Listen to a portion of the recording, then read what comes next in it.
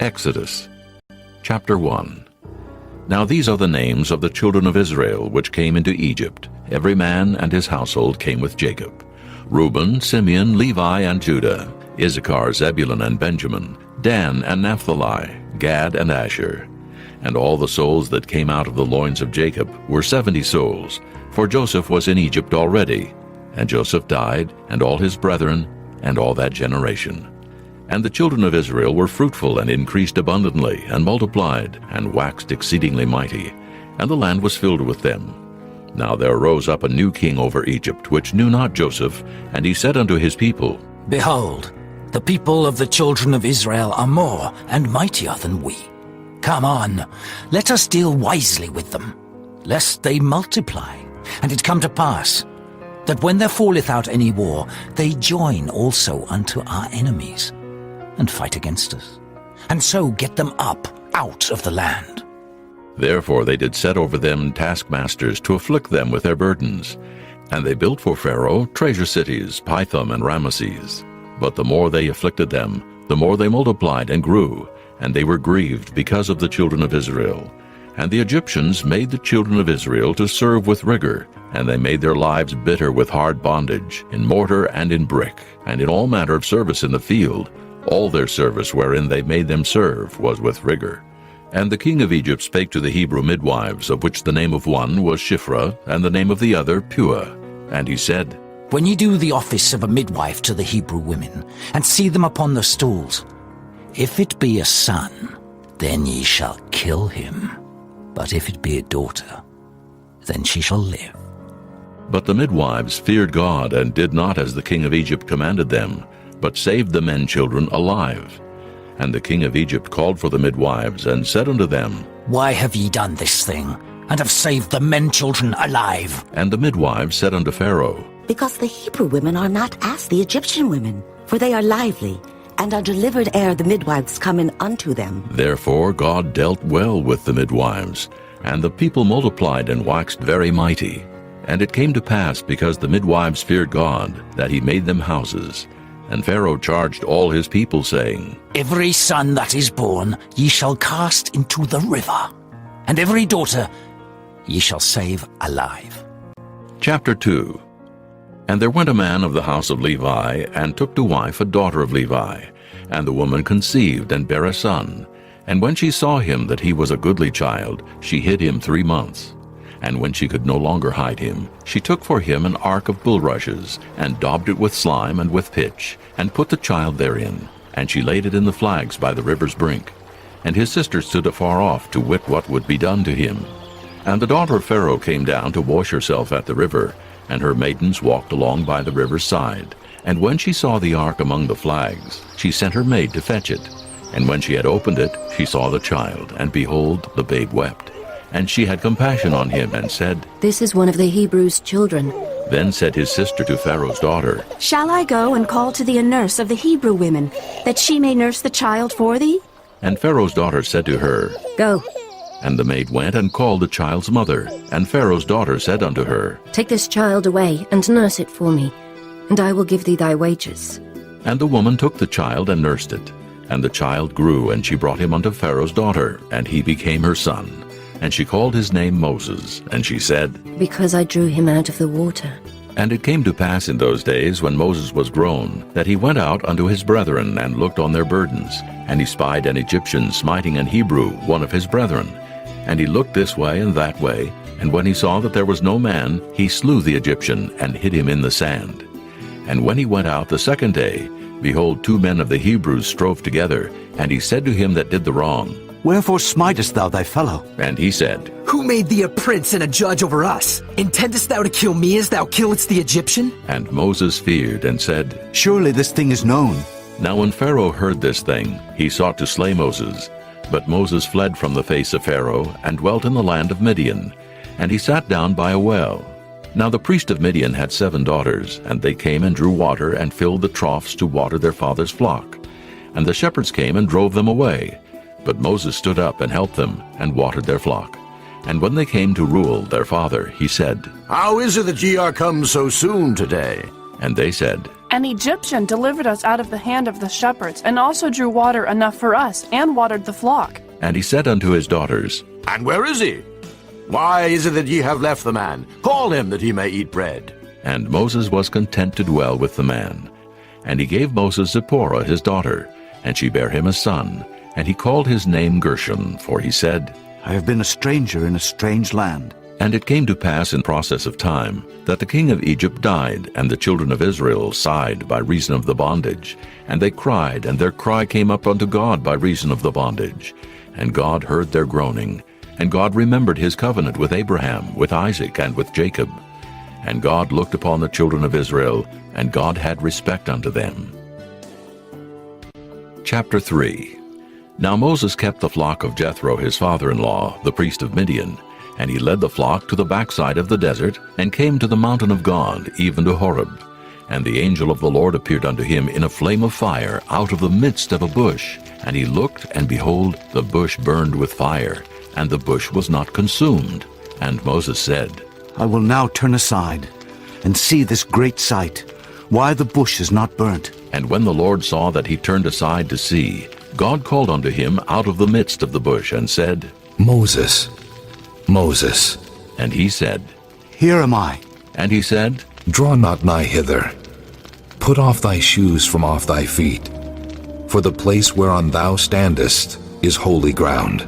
Moreover he said, I am the God of thy father, the God of Abraham, the God of Isaac, and the God of Jacob. And Moses hid his face, for he was afraid to look upon God.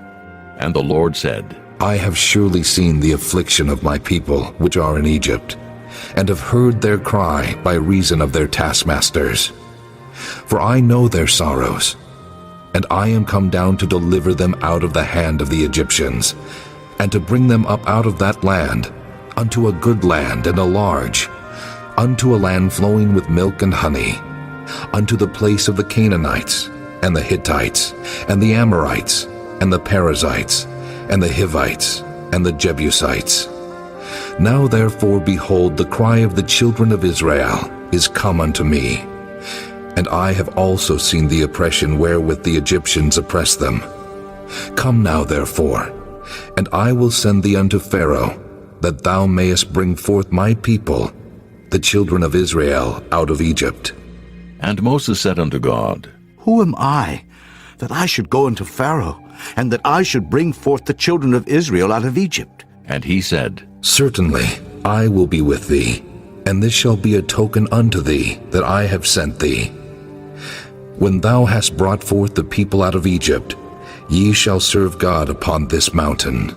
And Moses said unto God, Behold, when I come unto the children of Israel, and shall say unto them, The God of your fathers hath sent me unto you, and they shall say to me, What is his name? What shall I say unto them? And God said unto Moses, I am that I am. And he said, Thus shalt thou say unto the children of Israel, I am hath sent me unto you. And God said moreover unto Moses, Thus shalt thou say unto the children of Israel, The Lord God of your fathers, the God of Abraham, the God of Isaac, and the God of Jacob hath sent me unto you. This is my name forever, and this is my memorial unto all generations. Go and gather the elders of Israel together, and say unto them, The Lord God of your fathers, the God of Abraham, of Isaac, and of Jacob, appeared unto me, saying, I have surely visited you, and seen that which is done to you in Egypt. And I have said, I will bring you up out of the affliction of Egypt, unto the land of the Canaanites, and the Hittites, and the Amorites, and the Perizzites, and the Hivites, and the Jebusites, unto a land flowing with milk and honey. And they shall hearken to thy voice, and thou shalt come, thou and the elders of Israel, unto the king of Egypt, and ye shall say unto him, The Lord God of the Hebrews hath met with us, and now let us go. We beseech thee, 3 days' journey into the wilderness, that we may sacrifice to the Lord our God. And I am sure that the king of Egypt will not let you go, no, not by a mighty hand. And I will stretch out my hand and smite Egypt with all my wonders which I will do in the midst thereof. And after that he will let you go. And I will give this people favor in the sight of the Egyptians. And it shall come to pass, that when ye go, ye shall not go empty. But every woman shall borrow of her neighbor, and of her that sojourneth in her house, jewels of silver, and jewels of gold, and raiment. And ye shall put them upon your sons and upon your daughters, and ye shall spoil the Egyptians. Chapter 4. And Moses answered and said, But behold, they will not believe me, nor hearken unto my voice. For they will say, The Lord hath not appeared unto thee. And the Lord said unto him, What is that in thine hand? And he said, A rod. And he said, Cast it on the ground. And he cast it on the ground, and it became a serpent, and Moses fled from before it. And the Lord said unto Moses, Put forth thine hand, and take it by the tail, And he put forth his hand, and caught it, and it became a rod in his hand. that they may believe that the Lord God of their fathers, the God of Abraham, the God of Isaac, and the God of Jacob, hath appeared unto thee. And the Lord said furthermore unto him, Put now thine hand into thy bosom. And he put his hand into his bosom, and when he took it out, behold, his hand was leprous as snow. And he said, Put thine hand into thy bosom again. And he put his hand into his bosom again, and plucked it out of his bosom, and behold, it was turned again as his other flesh. And it shall come to pass, if they will not believe thee, neither hearken to the voice of the first sign, that they will believe the voice of the latter sign.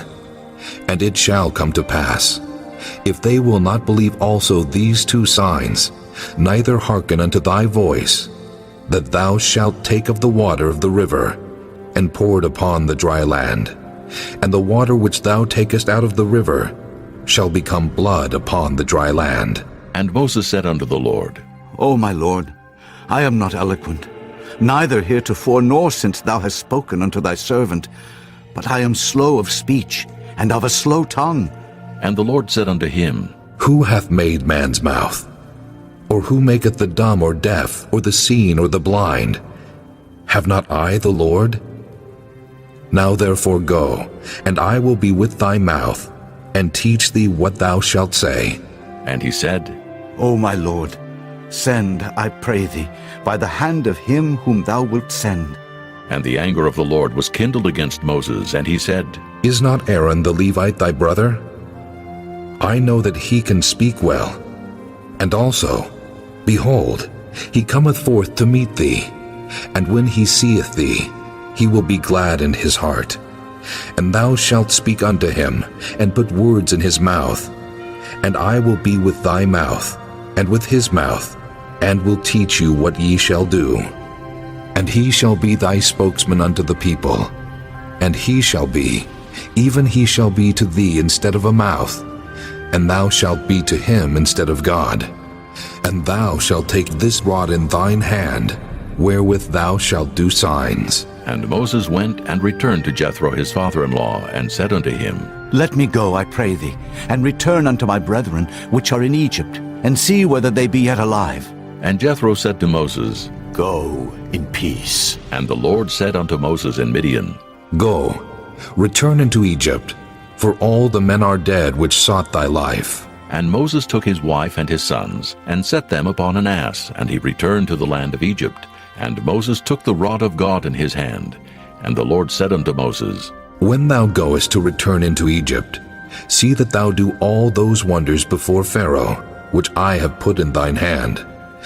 But I will harden his heart, that he shall not let the people go. And thou shalt say unto Pharaoh, Thus saith the Lord, Israel is my son, even my firstborn. And I say unto thee, Let my son go, that he may serve me. And if thou refuse to let him go, behold, I will slay thy son, even thy firstborn. And it came to pass by the way in the inn, that the Lord met him, and sought to kill him. Then Zipporah took a sharp stone, and cut off the foreskin of her son, and cast it at his feet, and said, Surely a bloody husband art thou to me. So he let him go. Then she said, A bloody husband thou art. because of the circumcision. And the Lord said to Aaron, Go into the wilderness to meet Moses. And he went and met him in the mount of God and kissed him. And Moses told Aaron all the words of the Lord who had sent him, and all the signs which he had commanded him. And Moses and Aaron went and gathered together all the elders of the children of Israel. And Aaron spake all the words which the Lord had spoken unto Moses, and did the signs in the sight of the people. And the people believed. And when they heard that the Lord had visited the children of Israel, and that he had looked upon their affliction, then they bowed their heads and worshipped. Chapter 5. And afterward Moses and Aaron went in and told Pharaoh, Thus saith the Lord God of Israel, Let my people go, that they may hold a feast unto me in the wilderness. And Pharaoh said, Who is the Lord, that I should obey his voice to let Israel go? I know not the Lord, neither will I let Israel go. And they said, The God of the Hebrews hath met with us.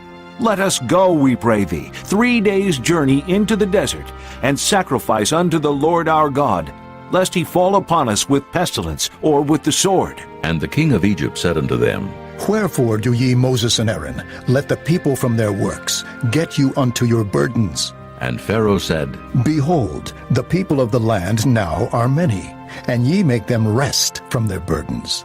And Pharaoh commanded the same day the taskmasters of the people and their officers, saying, Ye shall no more give the people straw to make brick.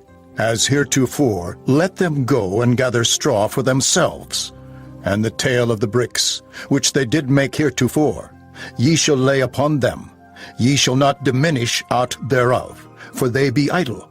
Therefore they cry, saying, Let us go and sacrifice to our God. Let their more work be laid upon the men, that they may labor therein, and let them not regard vain words. And the taskmasters of the people went out, and their officers, and they spake to the people, saying, Thus saith Pharaoh, I will not give you straw. Go ye, get you straw where ye can find it, yet not aught of your work shall be diminished. So the people were scattered abroad throughout all the land of Egypt to gather stubble instead of straw. And the taskmasters hasted them, saying, Fulfill your works, your daily tasks, as when there was straw. And the officers of the children of Israel, which Pharaoh's taskmasters had set over them, were beaten and demanded, Wherefore have ye not fulfilled your task in making brick both yesterday and today, as heretofore? Then the officers of the children of Israel came and cried unto Pharaoh, saying, Wherefore dealest thou thus with thy servants? There is no straw given unto thy servants, and they say to us, Make brick. And behold, thy servants are beaten, but the fault is in thine own people. But he said, Ye are idle. Ye are idle. Therefore ye say, Let us go and do sacrifice to the Lord. Go therefore now, and work. For there shall no straw be given you, yet shall ye deliver the tale of bricks. And the officers of the children of Israel did see that they were in evil case after it was said, Ye shall not diminish aught from your bricks of your daily task. And they met Moses and Aaron, who stood in the way as they came forth from Pharaoh. And they said unto them, The Lord look upon you and judge, because ye have made our savor to be abhorred in the eyes of Pharaoh, and in the eyes of his servants to put a sword in their hand to slay us. And Moses returned unto the Lord and said, Lord, wherefore hast thou so evil entreated this people? Why is it that thou hast sent me? For since I came to Pharaoh to speak in thy name, he hath done evil to this people. Neither hast thou delivered thy people at all. Chapter 6. Then the Lord said unto Moses, Now shalt thou see what I will do to Pharaoh. For with a strong hand shall he let them go, and with a strong hand shall he drive them out of his land. And God spake unto Moses and said unto him, I am the Lord, and I appeared unto Abraham, unto Isaac, and unto Jacob by the name of God Almighty. But by my name Jehovah was I not known to them. And I have also established my covenant with them, to give them the land of Canaan, the land of their pilgrimage, wherein they were strangers. And I have also heard the groaning of the children of Israel, whom the Egyptians keep in bondage, and I have remembered my covenant. Wherefore say unto the children of Israel, I am the Lord, and I will bring you out from under the burdens of the Egyptians. And I will rid you out of their bondage, and I will redeem you with a stretched out arm, and with great judgments. And I will take you to me for a people, and I will be to you a God, and ye shall know that I am the Lord your God, which bringeth you out from under the burdens of the Egyptians. And I will bring you in unto the land, concerning the which I did swear to give it to Abraham, to Isaac, and to Jacob, and I will give it you for an heritage. I am the Lord. And Moses spake so unto the children of Israel, but they hearkened not unto Moses for anguish of spirit and for cruel bondage. And the Lord spake unto Moses, saying, Go in, speak unto Pharaoh king of Egypt, that he let the children of Israel go out of his land. And Moses spake before the Lord, saying, Behold, the children of Israel have not hearkened unto me. How then shall Pharaoh hear me, who am of uncircumcised lips? And the Lord spake unto Moses and unto Aaron, and gave them a charge unto the children of Israel, and unto Pharaoh king of Egypt, to bring the children of Israel out of the land of Egypt. These be the heads of their fathers' houses. The sons of Reuben, the firstborn of Israel, Hanok, and Pallu, Hezron, and Carmi. These be the families of Reuben. And the sons of Simeon, Jemuel, and Jamin, and Ohad, and Jachin, and Zohar, and Shaul, the son of a Canaanitish woman. These are the families of Simeon. And these are the names of the sons of Levi according to their generations, Gershon, and Kohath, and Merari. And the years of the life of Levi were 137 years. The sons of Gershon, Libni, and Shimei, according to their families. And the sons of Kohath, Amram, and Izhar, and Hebron, and Uzziel. And the years of the life of Kohath were 133 years. And the sons of Merari, Mahali, and Mushi. These are the families of Levi, according to their generations. And Amram took him Jochebed, his father's sister, to wife, and she bare him Aaron and Moses. And the years of the life of Amram were 137 years. And the sons of Izhar, Korah, and Nephig, and Zichri. And the sons of Uzziel, Mishael, and Elzaphan, and Zithri. And Aaron took him Elisheba, daughter of Aminadab, sister of Naashon, to wife. And she bare him Nadab, and Abihu, Eleazar, and Ithamar. And the sons of Korah, Asir, and Elkanah, and Abiasaph. These are the families of the Korhites. And Eleazar, Aaron's son, took him one of the daughters of Putiel to wife, and she bare him Phinehas. These are the heads of the fathers of the Levites according to their families. These are that Aaron and Moses, to whom the Lord said, Bring out the children of Israel from the land of Egypt, according to their armies. These are they which spake to Pharaoh king of Egypt, to bring out the children of Israel from Egypt. These are that Moses and Aaron. And it came to pass on the day when the Lord spake unto Moses in the land of Egypt, that the Lord spake unto Moses, saying, I am the Lord. Speak thou unto Pharaoh king of Egypt all that I say unto thee. And Moses said before the Lord, Behold, I am of uncircumcised lips, and how shall Pharaoh hearken unto me? Chapter 7. And the Lord said unto Moses, See, I have made thee a god to Pharaoh, and Aaron thy brother shall be thy prophet. Thou shalt speak all that I command thee, and Aaron thy brother shall speak unto Pharaoh, that he send the children of Israel out of his land. And I will harden Pharaoh's heart, and multiply my signs and my wonders in the land of Egypt. But Pharaoh shall not hearken unto you, that I may lay my hand upon Egypt, and bring forth mine armies, and my people, the children of Israel, out of the land of Egypt by great judgments. And the Egyptians shall know that I am the Lord, when I stretch forth mine hand upon Egypt, and bring out the children of Israel from among them. And Moses and Aaron did as the Lord commanded them, so did they. And Moses was 80 years old, and Aaron 83 years old, when they spake unto Pharaoh.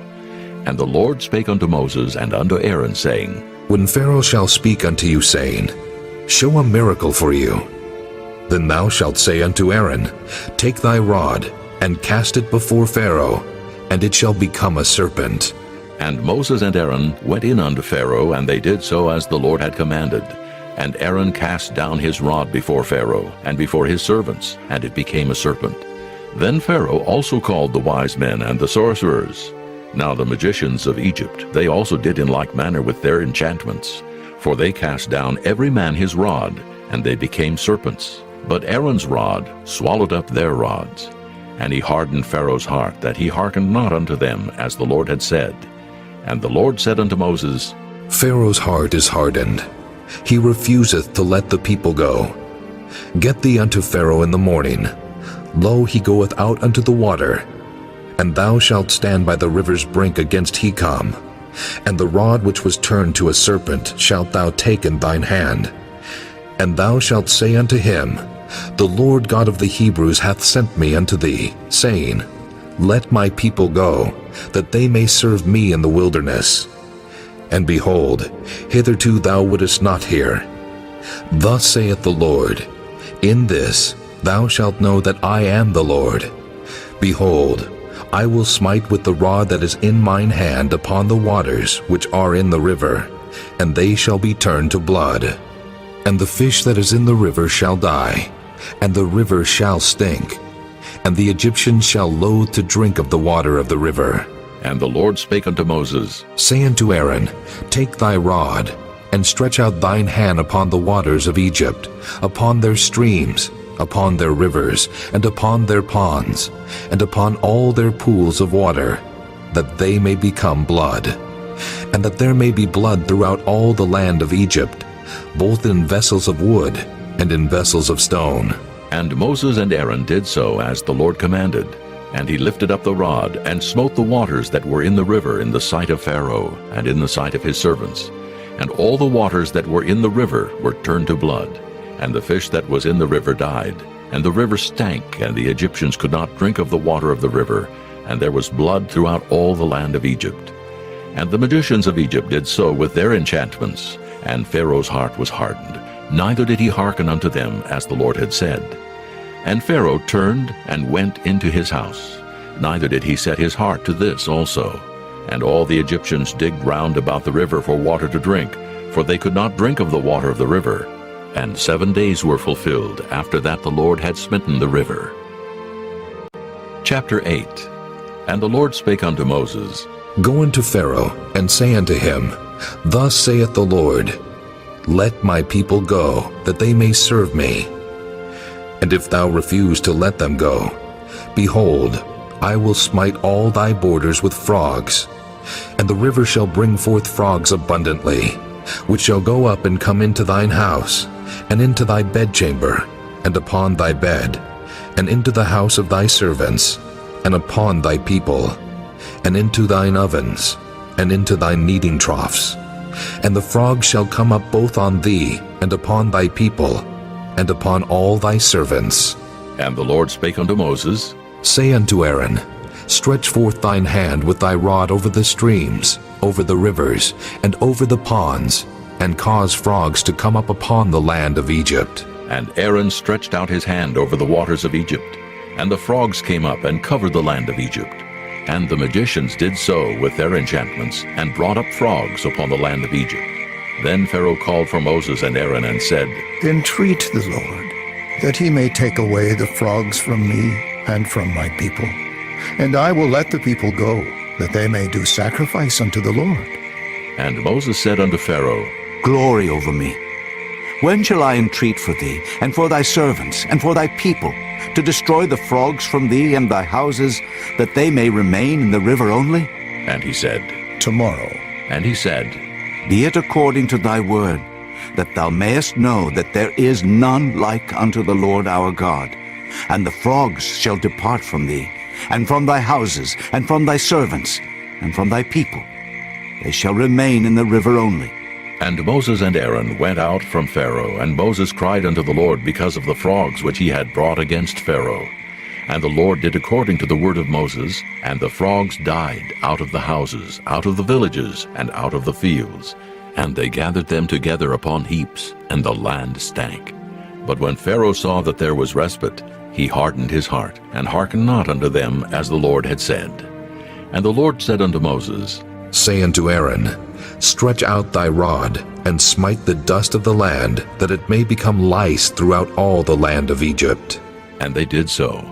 For Aaron stretched out his hand with his rod, and smote the dust of the earth, and it became lice in man and in beast. All the dust of the land became lice throughout all the land of Egypt. And the magicians did so with their enchantments to bring forth lice. But they could not. So there were lice upon man and upon beast. Then the magicians said unto Pharaoh, This is the finger of God. And Pharaoh's heart was hardened, and he hearkened not unto them as the Lord had said. And the Lord said unto Moses, Rise up early in the morning, and stand before Pharaoh. Lo, he cometh forth to the water, and say unto him, Thus saith the Lord, Let my people go, that they may serve me. Else, if thou wilt not let my people go, behold, I will send swarms of flies upon thee, and upon thy servants, and upon thy people, and into thy houses, and the houses of the Egyptians shall be full of swarms of flies, and also the ground whereon they are. And I will sever in that day the land of Goshen, in which my people dwell, that no swarms of flies shall be there, to the end thou mayest know that I am the Lord in the midst of the earth. And I will put a division between my people and thy people. Tomorrow shall this sign be. And the Lord did so. And there came a grievous swarm of flies into the house of Pharaoh, and into his servants' houses, and into all the land of Egypt. The land was corrupted by reason of the swarm of flies. And Pharaoh called for Moses and for Aaron, and said, Go ye, sacrifice to your God in the land. And Moses said, It is not meet so to do. For we shall sacrifice the abomination of the Egyptians to the Lord our God. Lo, shall we sacrifice the abomination of the Egyptians before their eyes? And will they not stone us? We will go 3 days' journey into the wilderness, and sacrifice to the Lord our God, as he shall command us. And Pharaoh said, I will let you go, that ye may sacrifice to the Lord your God in the wilderness. Only ye shall not go very far away. Entreat for me. And Moses said, Behold, I go out from thee, and I will entreat the Lord that the swarms of flies may depart from Pharaoh, from his servants, and from his people tomorrow. But let not Pharaoh deal deceitfully any more in not letting the people go to sacrifice to the Lord. And Moses went out from Pharaoh and entreated the Lord. And the Lord did according to the word of Moses, and he removed the swarms of flies from Pharaoh, from his servants, and from his people. There remained not one. And Pharaoh hardened his heart at this time also, neither would he let the people go. Chapter 9. Then the Lord said unto Moses, Go in unto Pharaoh, and tell him, Thus saith the Lord God of the Hebrews, Let my people go, that they may serve me. For if thou refuse to let them go, and wilt hold them still, behold, the hand of the Lord is upon thy cattle, which is in the field, upon the horses, upon the asses, upon the camels, upon the oxen, and upon the sheep. There shall be a very grievous murrain. And the Lord shall sever between the cattle of Israel and the cattle of Egypt, and there shall nothing die of all that is the children's of Israel. And the Lord appointed a set time, saying, Tomorrow the Lord shall do this thing in the land. And the Lord did that thing on the morrow, and all the cattle of Egypt died. But of the cattle of the children of Israel died not one. And Pharaoh sent, and behold, there was not one of the cattle of the Israelites dead. And the heart of Pharaoh was hardened, and he did not let the people go. And the Lord said unto Moses and unto Aaron, Take to you handfuls of ashes of the furnace, and let Moses sprinkle it toward the heaven in the sight of Pharaoh. And it shall become small dust in all the land of Egypt, and shall be a boil breaking forth with blains upon man, and upon beast throughout all the land of Egypt. And they took ashes of the furnace, and stood before Pharaoh, and Moses sprinkled it up toward heaven, and it became a boil breaking forth with blains upon man and upon beast. And the magicians could not stand before Moses because of the boils, for the boil was upon the magicians and upon all the Egyptians. And the Lord hardened the heart of Pharaoh, and he hearkened not unto them, as the Lord had spoken unto Moses. And the Lord said unto Moses, Rise up early in the morning, and stand before Pharaoh, and say unto him, Thus saith the Lord God of the Hebrews, Let my people go, that they may serve me. For I will at this time send all my plagues upon thine heart, and upon thy servants, and upon thy people, that thou mayest know that there is none like me in all the earth. For now I will stretch out my hand, that I may smite thee and thy people with pestilence, and thou shalt be cut off from the earth. And in very deed for this cause have I raised thee up, for to show in thee my power, and that my name may be declared throughout all the earth. As yet exaltest thou thyself against my people, that thou wilt not let them go? Behold, tomorrow about this time, I will cause it to rain a very grievous hail, such as hath not been in Egypt since the foundation thereof even until now. Send therefore now, and gather thy cattle, and all that thou hast in the field, for upon every man and beast which shall be found in the field, and shall not be brought home, the hail shall come down upon them, and they shall die. He that feared the word of the Lord among the servants of Pharaoh made his servants and his cattle flee into the houses. And he that regarded not the word of the Lord left his servants and his cattle in the field. And the Lord said unto Moses, Stretch forth thine hand toward heaven, that there may be hail in all the land of Egypt, upon man, and upon beast, and upon every herb of the field throughout the land of Egypt. And Moses stretched forth his rod toward heaven, and the Lord sent thunder and hail, and the fire ran along upon the ground, and the Lord rained hail upon the land of Egypt.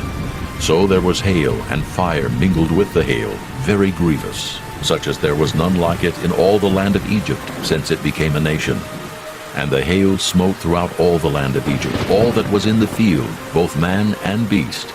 And the hail smote every herb of the field, and brake every tree of the field. Only in the land of Goshen, where the children of Israel were, was there no hail. And Pharaoh sent and called for Moses and Aaron, and said unto them, I have sinned this time. The Lord is righteous, and I and my people are wicked. Entreat the Lord, for it is enough, that there be no more mighty thunderings and hail, and I will let you go, and ye shall stay no longer. And Moses said unto him, As soon as I am gone out of the city, I will spread abroad my hands unto the Lord, and the thunder shall cease, neither shall there be any more hail, that thou mayest know how that the earth is the Lord's. But as for thee and thy servants, I know that ye will not yet fear the Lord God. And the flax and the barley was smitten, for the barley was in the ear, and the flax was bold. But the wheat and the rye were not smitten, for they were not grown up. And Moses went out of the city from Pharaoh, and spread abroad his hands unto the Lord.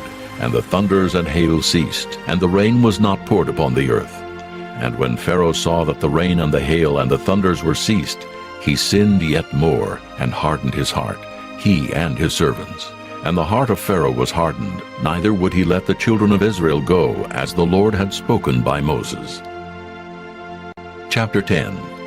And the Lord said unto Moses, Go in unto Pharaoh, for I have hardened his heart and the heart of his servants, that I might show these my signs before him, and that thou mayest tell in the ears of thy son, and of thy son's son, what things I have wrought in Egypt, and my signs which I have done among them, that ye may know how that I am the Lord. And Moses and Aaron came in unto Pharaoh, and said unto him, Thus saith the Lord God of the Hebrews, How long wilt thou refuse to humble thyself before me? Let my people go, that they may serve me. Else, if thou refuse to let my people go, behold, tomorrow will I bring the locusts into thy coast, and they shall cover the face of the earth, that one cannot be able to see the earth. And they shall eat the residue of that which is escaped, which remaineth unto you from the hail, and shall eat every tree which groweth for you out of the field. And they shall fill thy houses, and the houses of all thy servants, and the houses of all the Egyptians, which neither thy fathers nor thy fathers' fathers have seen, since the day that they were upon the earth unto this day. And he turned himself, and went out from Pharaoh. And Pharaoh's servants said unto him, How long shall this man be a snare unto us? Let the men go, that they may serve the Lord their God. Knowest thou not yet that Egypt is destroyed? And Moses and Aaron were brought again unto Pharaoh, and he said unto them, Go, serve the Lord your God. But who are they that shall go?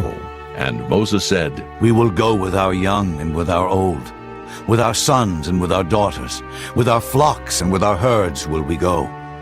For we must hold a feast unto the Lord. And he said unto them, Let the Lord be so with you, as I will let you go, and your little ones. Look to it, for evil is before you. Not so. Go now, ye that are men, and serve the Lord, for that ye did desire. And they were driven out from Pharaoh's presence. And the Lord said unto Moses, Stretch out thine hand over the land of Egypt for the locusts, that they may come up upon the land of Egypt, and eat every herb of the land, even all that the hail hath left. And Moses stretched forth his rod over the land of Egypt. And the Lord brought an east wind upon the land all that day and all that night. And when it was morning, the east wind brought the locusts. And the locusts went up over all the land of Egypt, and rested in all the coasts of Egypt. Very grievous were they. Before them there were no such locusts as they, neither after them shall be such. For they covered the face of the whole earth, so that the land was darkened. And they did eat every herb of the land, and all the fruit of the trees which the hail had left. And there remained not any green thing in the trees, or in the herbs of the field, through all the land of Egypt. Then Pharaoh called for Moses and Aaron in haste, and he said, I have sinned against the Lord your God and against you. Now therefore forgive, I pray thee, my sin only this once, and entreat the Lord your God that he may take away from me this death only. And he went out from Pharaoh and entreated the Lord. And the Lord turned a mighty strong west wind, which took away the locusts and cast them into the Red Sea. There remained not one locust in all the coasts of Egypt. But the Lord hardened Pharaoh's heart, so that he would not let the children of Israel go. And the Lord said unto Moses, Stretch out thine hand toward heaven, that there may be darkness over the land of Egypt, even darkness which may be felt. And Moses stretched forth his hand toward heaven, and there was a thick darkness in all the land of Egypt 3 days. They saw not one another, neither rose any from his place for 3 days, but all the children of Israel had light in their dwellings. And Pharaoh called unto Moses and said, Go ye, serve the Lord. Only let your flocks and your herds be stayed. Let your little ones also go with you. And Moses said, Thou must give us also sacrifices and burnt offerings, that we may sacrifice unto the Lord our God. Our cattle also shall go with us. There shall not an hoof be left behind, for thereof must we take to serve the Lord our God. And we know not with what we must serve the Lord until we come thither. But the Lord hardened Pharaoh's heart, and he would not let them go. And Pharaoh said unto him, Get thee from me. Take heed to thyself. See my face no more, for in that day thou seest my face, thou shalt die. And Moses said, Thou hast spoken well. I will see thy face again no more. Chapter 11. And the Lord said unto Moses, Yet will I bring one plague more upon Pharaoh and upon Egypt. Afterwards he will let you go hence. When he shall let you go, he shall surely thrust you out hence altogether. Speak now in the ears of the people, and let every man borrow of his neighbor, and every woman of her neighbor, jewels of silver and jewels of gold. And the Lord gave the people favor in the sight of the Egyptians. Moreover, the man Moses was very great in the land of Egypt, in the sight of Pharaoh's servants, and in the sight of the people. And Moses said, Thus saith the Lord, About midnight will I go out into the midst of Egypt, and all the firstborn in the land of Egypt shall die, from the firstborn of Pharaoh that sitteth upon his throne, even unto the firstborn of the maidservant that is behind the mill, and all the firstborn of beasts. And there shall be a great cry throughout all the land of Egypt, such as there was none like it, nor shall be like it any more.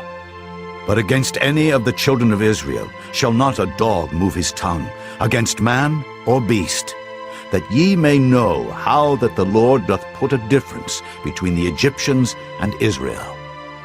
And all these thy servants shall come down unto me, and bow down themselves unto me, saying, Get thee out, and all the people that follow thee. And after that I will go out. And he went out from Pharaoh in a great anger. And the Lord said unto Moses, Pharaoh shall not hearken unto you, that my wonders may be multiplied in the land of Egypt. And Moses and Aaron did all these wonders before Pharaoh. And the Lord hardened Pharaoh's heart, so that he would not let the children of Israel go out of his land. Chapter 12. And the Lord spake unto Moses and Aaron in the land of Egypt, saying, This month shall be unto you the beginning of months. It shall be the first month of the year to you. Speak ye unto all the congregation of Israel, saying, In the 10th day of this month they shall take to them every man a lamb, according to the house of their fathers, a lamb for an house. And if the household be too little for the lamb, let him and his neighbor next unto his house take it according to the number of the souls. Every man according to his eating shall make your count for the lamb. Your lamb shall be without blemish, a male of the first year. Ye shall take it out from the sheep, or from the goats, and ye shall keep it up until the 14th day of the same month. And the whole assembly of the congregation of Israel shall kill it in the evening. And they shall take of the blood, and strike it on the 2 side posts, and on the upper doorpost of the houses, wherein they shall eat it.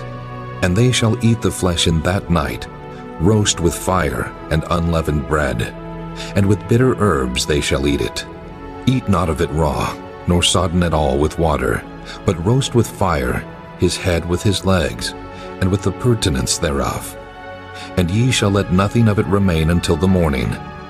And that which remaineth of it until the morning ye shall burn with fire.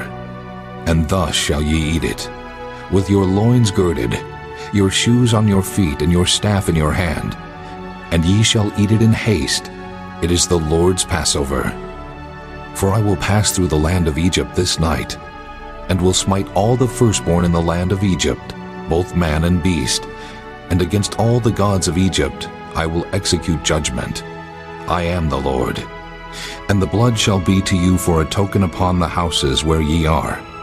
And when I see the blood, I will pass over you, and the plague shall not be upon you to destroy you when I smite the land of Egypt. And this day shall be unto you for a memorial, and ye shall keep it a feast to the Lord throughout your generations. Ye shall keep it a feast by an ordinance forever. 7 days shall ye eat unleavened bread. Even the first day ye shall put away leaven out of your houses. For whosoever eateth leavened bread from the first day until the 7th day, that soul shall be cut off from Israel. And in the first day there shall be an holy convocation, and in the 7th day there shall be an holy convocation to you. No manner of work shall be done in them, save that which every man must eat, that only may be done of you. And ye shall observe the feast of unleavened bread. For in this selfsame day have I brought your armies out of the land of Egypt. Therefore shall ye observe this day in your generations by an ordinance forever. In the first month, on the 14th day of the month at even, ye shall eat unleavened bread until the 21st day of the month at even. 7 days shall there be no leaven found in your houses. For whosoever eateth that which is leavened, even that soul shall be cut off from the congregation of Israel, whether he be a stranger or born in the land. Ye shall eat nothing leavened. In all your habitations shall ye eat unleavened bread. Then Moses called for all the elders of Israel, and said unto them, Draw out and take you a lamb according to your families, and kill the Passover. And ye shall take a bunch of hyssop, and dip it in the blood that is in the basin, and strike the lintel and the 2 side posts with the blood that is in the basin. And none of you shall go out at the door of his house until the morning, for the Lord will pass through to smite the Egyptians. And when he seeth the blood upon the lintel and on the 2 side posts, the Lord will pass over the door, and will not suffer the destroyer to come in unto your houses to smite you. And ye shall observe this thing for an ordinance to thee and to thy sons forever. And it shall come to pass, when ye be come to the land which the Lord will give you, according as he hath promised, that ye shall keep this service. And it shall come to pass, when your children shall say unto you, What mean ye by this service? That ye shall say, It is the sacrifice of the Lord's Passover, who passed over the houses of the children of Israel in Egypt when he smote the Egyptians, and delivered our houses. And the people bowed the head and worshipped. And the children of Israel went away, and did as the Lord had commanded Moses and Aaron, so did they. And it came to pass that at midnight the Lord smote all the firstborn in the land of Egypt, from the firstborn of Pharaoh that sat on his throne, unto the firstborn of the captive that was in the dungeon, and all the firstborn of cattle.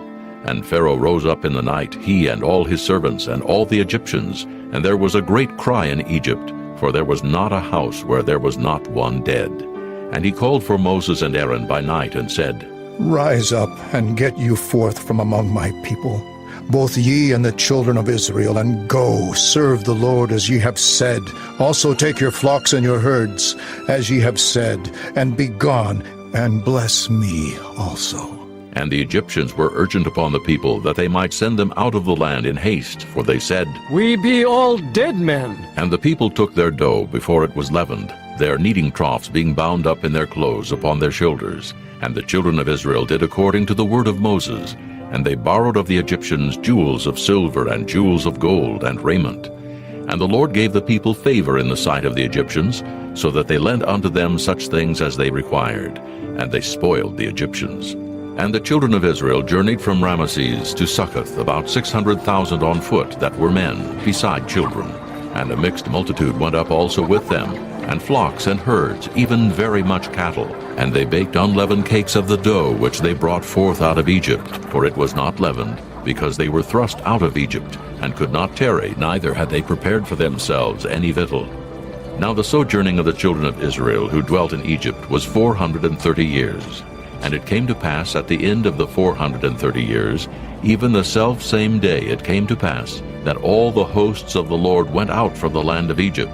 It is a night to be much observed unto the Lord for bringing them out of the land of Egypt. This is that night of the Lord to be observed of all the children of Israel in their generations. And the Lord said unto Moses and Aaron, This is the ordinance of the Passover. There shall no stranger eat thereof. But every man's servant that is bought for money, when thou hast circumcised him, then shall he eat thereof. A foreigner and an hired servant shall not eat thereof. In one house shall it be eaten. Thou shalt not carry forth aught of the flesh brought out of the house, neither shall ye break a bone thereof. All the congregation of Israel shall keep it. And when a stranger shall sojourn with thee, and will keep the Passover to the Lord, let all his males be circumcised, and then let him come near and keep it. And he shall be as one that is born in the land, for no uncircumcised person shall eat thereof. One law shall be to him that is homeborn, and unto the stranger that sojourneth among you. Thus did all the children of Israel, as the Lord commanded Moses and Aaron, so did they. And it came to pass the selfsame day that the Lord did bring the children of Israel out of the land of Egypt by their armies. Chapter 13. And the Lord spake unto Moses, saying, Sanctify unto me all the firstborn. Whatsoever openeth the womb among the children of Israel, both of man and of beast, it is mine. And Moses said unto the people, Remember this day, in which ye came out from Egypt, out of the house of bondage. For by strength of hand the Lord brought you out from this place. There shall no leavened bread be eaten. This day came ye out in the month Abib.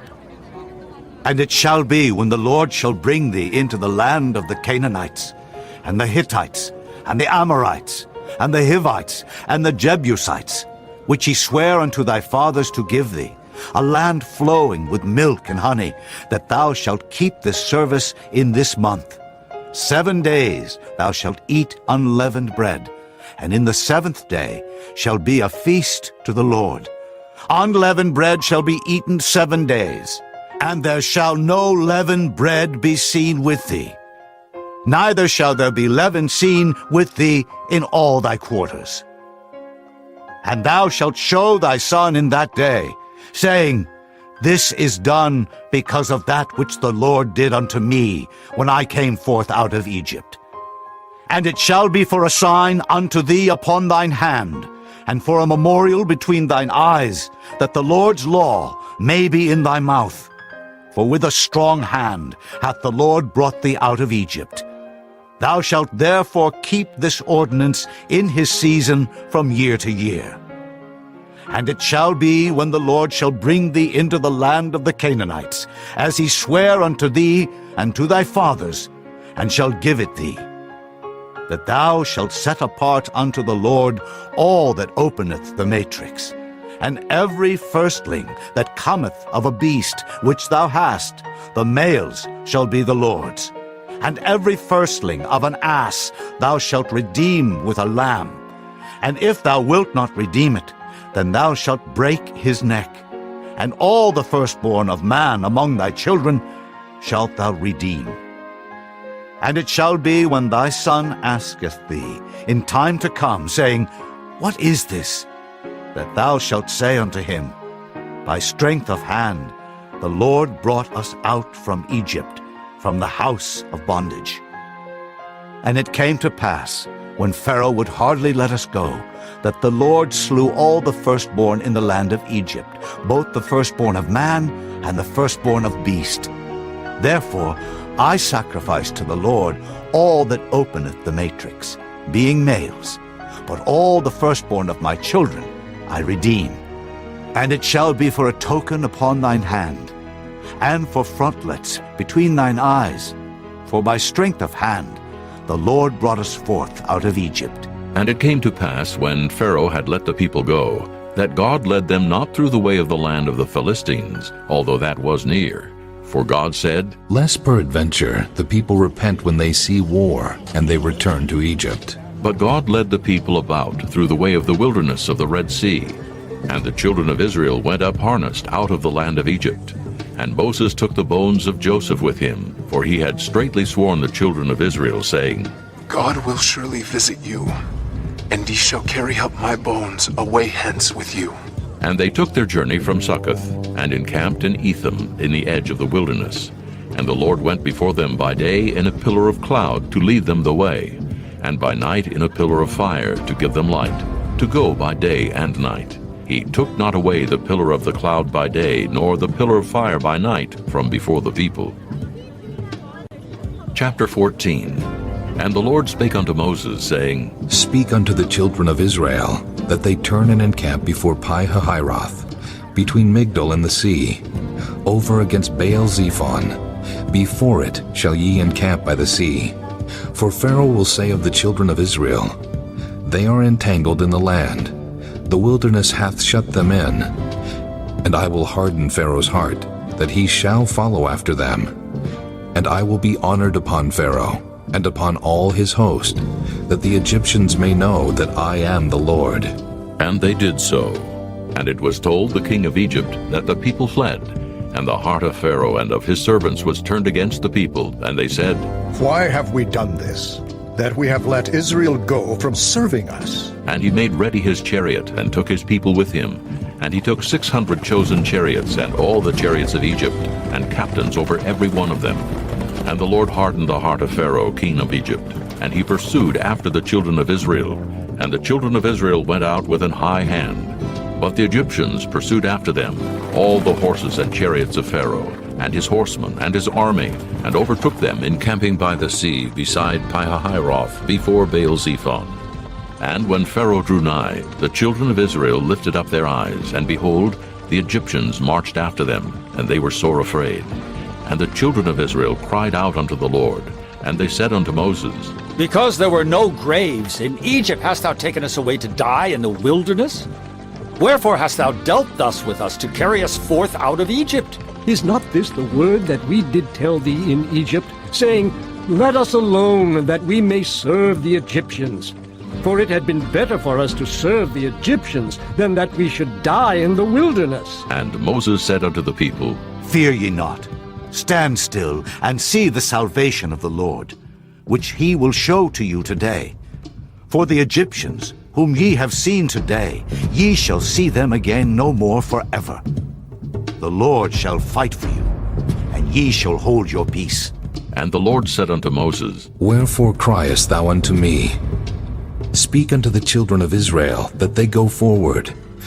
But lift thou up thy rod, and stretch out thine hand over the sea, and divide it. And the children of Israel shall go on dry ground through the midst of the sea. And I, behold, I will harden the hearts of the Egyptians, and they shall follow them. And I will get me honor upon Pharaoh, and upon all his host, upon his chariots, and upon his horsemen.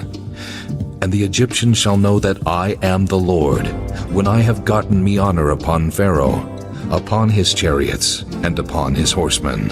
And the angel of God, which went before the camp of Israel, removed and went behind them. And the pillar of the cloud went from before their face, and stood behind them. And it came between the camp of the Egyptians and the camp of Israel, and it was a cloud and darkness to them. But it gave light by night to these, so that the one came not near the other all the night. And Moses stretched out his hand over the sea, and the Lord caused the sea to go back by a strong east wind all that night, and made the sea dry land, and the waters were divided. And the children of Israel went into the midst of the sea upon the dry ground, and the waters were a wall unto them on their right hand and on their left. And the Egyptians pursued, and went in after them to the midst of the sea, even all Pharaoh's horses, his chariots, and his horsemen. And it came to pass that in the morning watch the Lord looked unto the host of the Egyptians through the pillar of fire and of the cloud, and troubled the host of the Egyptians, and took off their chariot wheels, that they drave them heavily, so that the Egyptians said, Let us flee from the face of Israel, for the Lord fighteth for them against the Egyptians. And the Lord said unto Moses, Stretch out thine hand over the sea, that the waters may come again upon the Egyptians, upon their chariots, and upon their horsemen. And Moses stretched forth his hand over the sea, and the sea returned to his strength when the morning appeared. And the Egyptians fled against it, and the Lord overthrew the Egyptians in the midst of the sea. And the waters returned, and covered the chariots and the horsemen, and all the host of Pharaoh that came into the sea after them. There remained not so much as one of them. But the children of Israel walked upon dry land in the midst of the sea, and the waters were a wall unto them on their right hand and on their left. Thus the Lord saved Israel that day out of the hand of the Egyptians. And Israel saw the Egyptians dead upon the seashore. And Israel saw that great work which the Lord did upon the Egyptians. And the people feared the Lord, and believed the Lord and his servant Moses. Chapter 15. Then sang Moses and the children of Israel this song unto the Lord, and spake, saying, I will sing unto the Lord, for he hath triumphed gloriously. The horse and his rider hath he thrown into the sea. The Lord is my strength and song, and he is become my salvation. He is my God, and I will prepare him an habitation, my father's God, and I will exalt him. The Lord is a man of war. The Lord is his name. Pharaoh's chariots and his host hath he cast into the sea. His chosen captains also are drowned in the Red Sea. The depths have covered them. They sank into the bottom as a stone. Thy right hand, O Lord, is become glorious in power. Thy right hand, O Lord, hath dashed in pieces the enemy. And in the greatness of thine excellency, thou hast overthrown them that rose up against thee. Thou sentest forth thy wrath, which consumed them as stubble. And with the blast of thy nostrils the waters were gathered together. The flood stood upright as an heap, and the depths were congealed in the heart of the sea. The enemy said, I will pursue, I will overtake, I will divide the spoil. My lust shall be satisfied upon them. I will draw my sword, my hand shall destroy them. Thou didst blow with thy wind, the sea covered them. They sank as lead in the mighty waters. Who is like unto thee, O Lord, among the gods? Who is like thee, glorious in holiness, fearful in praises, doing wonders? Thou stretchedst out thy right hand, the earth swallowed them. Thou in thy mercy hast led forth the people which thou hast redeemed. Thou hast guided them in thy strength unto thy holy habitation. The people shall hear and be afraid. Sorrow shall take hold on the inhabitants of Palestina. Then the dukes of Edom shall be amazed. The mighty men of Moab, trembling, shall take hold upon them. All the inhabitants of Canaan shall melt away. Fear and dread shall fall upon them. By the greatness of thine arm they shall be as still as a stone, till thy people pass over, O Lord, till the people pass over which thou hast purchased. Thou shalt bring them in, and plant them in the mountain of thine inheritance, in the place, O Lord, which thou hast made for thee to dwell in the sanctuary, O Lord, which thy hands have established. The Lord shall reign forever and ever. For the horse of Pharaoh went in with his chariots and with his horsemen into the sea, And the Lord brought again the waters of the sea upon them. But the children of Israel went on dry land in the midst of the sea. And Miriam the prophetess, the sister of Aaron, took a timbrel in her hand, and all the women went out after her with timbrels and with dances. And Miriam answered them, Sing ye to the Lord, for he hath triumphed gloriously. The horse and his rider hath he thrown into the sea.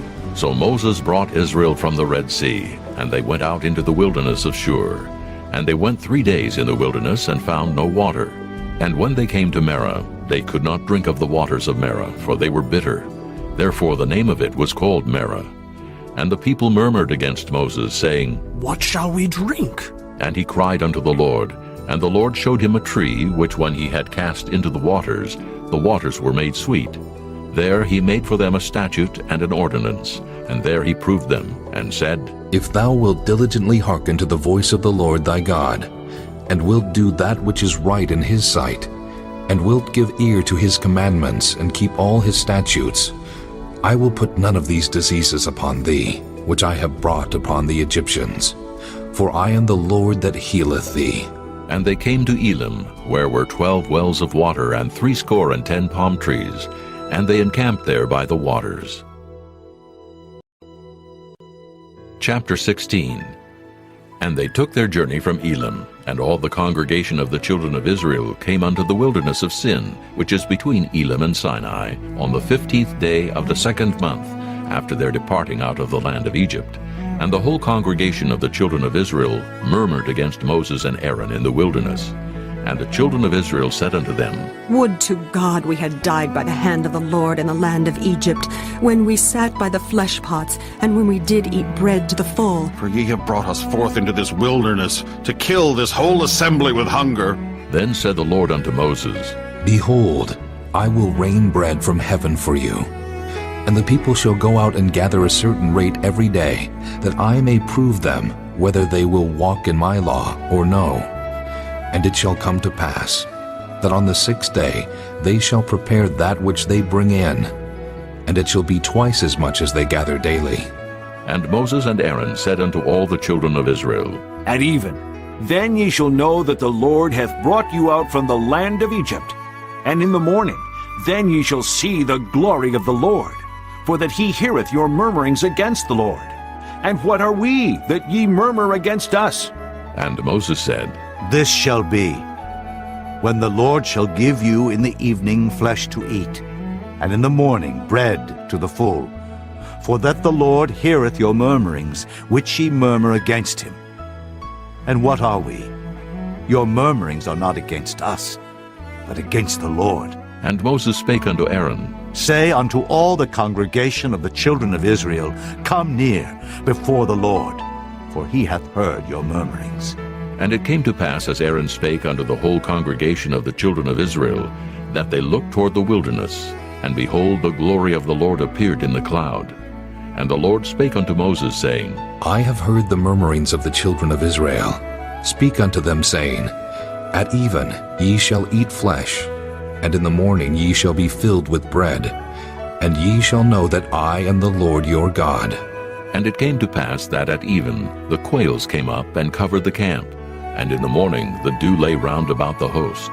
And when the dew that lay was gone up, behold, upon the face of the wilderness there lay a small round thing, as small as the hoarfrost on the ground. And when the children of Israel saw it, they said one to another, It is manna. For they wist not what it was. And Moses said unto them, This is the bread which the Lord hath given you to eat. This is the thing which the Lord hath commanded. Gather of it every man according to his eating, an omer for every man according to the number of your persons. Take ye every man for them which are in his tents. And the children of Israel did so, and gathered some more, some less. And when they did meet it with an omer, he that gathered much had nothing over, and he that gathered little had no lack. They gathered every man according to his eating. And Moses said, Let no man leave of it till the morning. Notwithstanding, they hearkened not unto Moses, but some of them left of it until the morning, and it bred worms, and stank. And Moses was wroth with them. And they gathered it every morning, every man according to his eating, and when the sun waxed hot, it melted. And it came to pass that on the 6th day they gathered twice as much bread, 2 omers for one man. And all the rulers of the congregation came and told Moses, and he said unto them, This is that which the Lord hath said. Tomorrow is the rest of the holy Sabbath unto the Lord. Bake that which ye will bake today, and seethe that ye will seethe, and that which remaineth over lay up for you to be kept until the morning. And they laid it up till the morning, as Moses bade. And it did not stink, neither was there any worm therein. And Moses said, Eat that today, for today is a Sabbath unto the Lord. Today ye shall not find it in the field.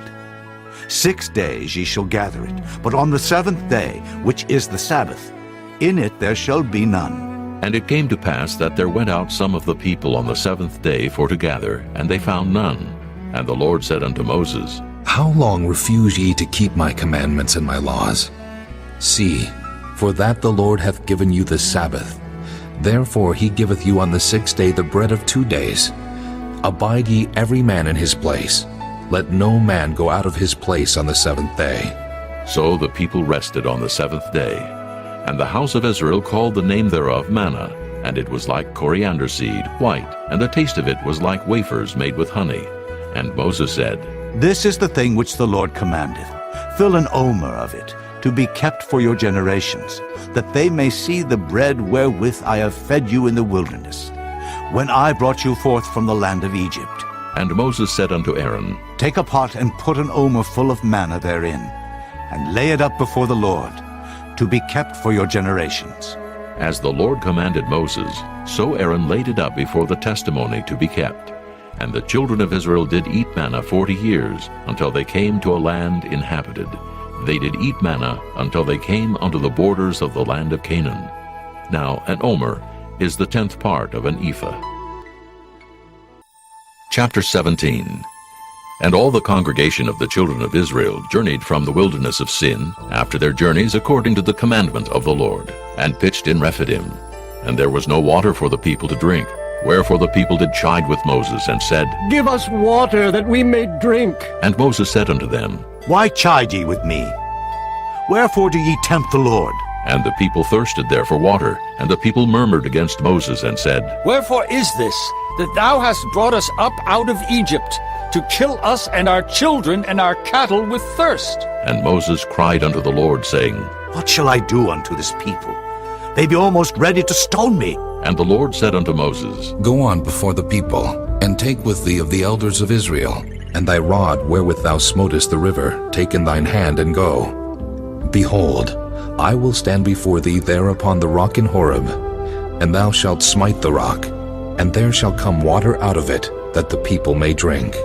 And Moses did so in the sight of the elders of Israel. And he called the name of the place Massah and Meribah, because of the chiding of the children of Israel, and because they tempted the Lord, saying, Is the Lord among us, or not? Then came Amalek and fought with Israel in Rephidim. And Moses said unto Joshua, Choose us out men, and go out, fight with Amalek. Tomorrow I will stand on the top of the hill with the rod of God in mine hand. So Joshua did as Moses had said to him, and fought with Amalek. And Moses, Aaron, and Hur went up to the top of the hill.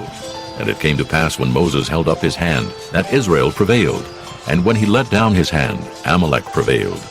But Moses' hands were heavy, and they took a stone and put it under him, and he sat thereon. And Aaron and Hur stayed up his hands, the one on the one side, and the other on the other side. And his hands were steady until the going down of the sun. And Joshua discomfited Amalek and his people with the edge of the sword. And the Lord said unto Moses, Write this for a memorial in a book, and rehearse it in the ears of Joshua. For I will utterly put out the remembrance of Amalek from under heaven. And Moses built an altar, and called the name of it Jehovah Nissi. For he said, Because the Lord hath sworn that the Lord will have war with Amalek from generation to generation. Chapter 18. When Jethro, the priest of Midian, Moses' father-in-law, heard of all that God had done for Moses and for Israel his people, and that the Lord had brought Israel out of Egypt, then Jethro, Moses' father-in-law, took Zipporah, Moses' wife, after he had sent her back, and her 2 sons, of which the name of the one was Gershom. For he said, I have been an alien in a strange land. And the name of the other was Eliezer, for the God of my father, said he, was mine help. and delivered me from the sword of Pharaoh. And Jethro, Moses' father-in-law, came with his sons and his wife unto Moses into the wilderness, where he encamped at the mount of God. And he said unto Moses, I, thy father-in-law Jethro, am come unto thee, and thy wife and her 2 sons with her. And Moses went out to meet his father-in-law, and did obeisance, and kissed him. And they asked each other of their welfare, and they came into the tent. And Moses told his father-in-law all that the Lord had done unto Pharaoh and to the Egyptians for Israel's sake, and all the travail that had come upon them by the way, and how the Lord delivered them. And Jethro rejoiced for all the goodness which the Lord had done to Israel, whom he had delivered out of the hand of the Egyptians. And Jethro said, Blessed be the Lord, who hath delivered you out of the hand of the Egyptians, and out of the hand of Pharaoh, who hath delivered the people from under the hand of the Egyptians. Now I know that the Lord is greater than all gods, for in the thing wherein they dealt proudly he was above them. And Jethro, Moses' father-in-law, took a burnt offering and sacrifices for God. And Aaron came and all the elders of Israel to eat bread with Moses' father-in-law before God. And it came to pass on the morrow that Moses sat to judge the people, and the people stood by Moses from the morning unto the evening. And when Moses' father-in-law saw all that he did to the people, he said, What is this thing that thou doest to the people? Why sittest thou thyself alone, and all the people stand by thee from morning unto even? And Moses said unto his father-in-law, Because the people come unto me to inquire of God. When they have a matter, they come unto me, and I judge between one and another. And I do make them know the statutes of God, and his laws. And Moses' father-in-law said unto him, The thing that thou doest is not good. Thou wilt surely wear away, both thou and this people that is with thee. For this thing is too heavy for thee. Thou art not able to perform it thyself alone. Hearken now unto my voice. I will give thee counsel, and God shall be with thee. Be thou for the people to Godward, that thou mayest bring the causes unto God. And thou shalt teach them ordinances and laws, and shalt show them the way wherein they must walk, and the work that they must do. Moreover, thou shalt provide out of all the people able men, such as fear God, men of truth, hating covetousness, and place such over them to be rulers of thousands, and rulers of hundreds, rulers of 50s, and rulers of 10s. And let them judge the people at all seasons. And it shall be that every great matter they shall bring unto thee, but every small matter they shall judge. So shall it be easier for thyself, and they shall bear the burden with thee. If thou shalt do this thing, and God command thee so, then thou shalt be able to endure, and all this people shall also go to their place in peace. So Moses hearkened to the voice of his father-in-law, and did all that he had said. And Moses chose able men out of all Israel, and made them heads over the people, rulers of thousands, rulers of hundreds, rulers of 50s, and rulers of 10s. And they judged the people at all seasons. The hard causes they brought unto Moses, but every small matter they judged themselves. And Moses let his father-in-law depart, and he went his way into his own land. Chapter 19. In the 3rd month, when the children of Israel were gone forth out of the land of Egypt, the same day came they into the wilderness of Sinai, for they were departed from Rephidim, and were come to the desert of Sinai, and had pitched in the wilderness. And there Israel camped before the mount. And Moses went up unto God, and the Lord called unto him out of the mountain, saying, Thus shalt thou say to the house of Jacob, and tell the children of Israel, Ye have seen what I did unto the Egyptians, and how I bare you on eagle's wings, and brought you unto myself.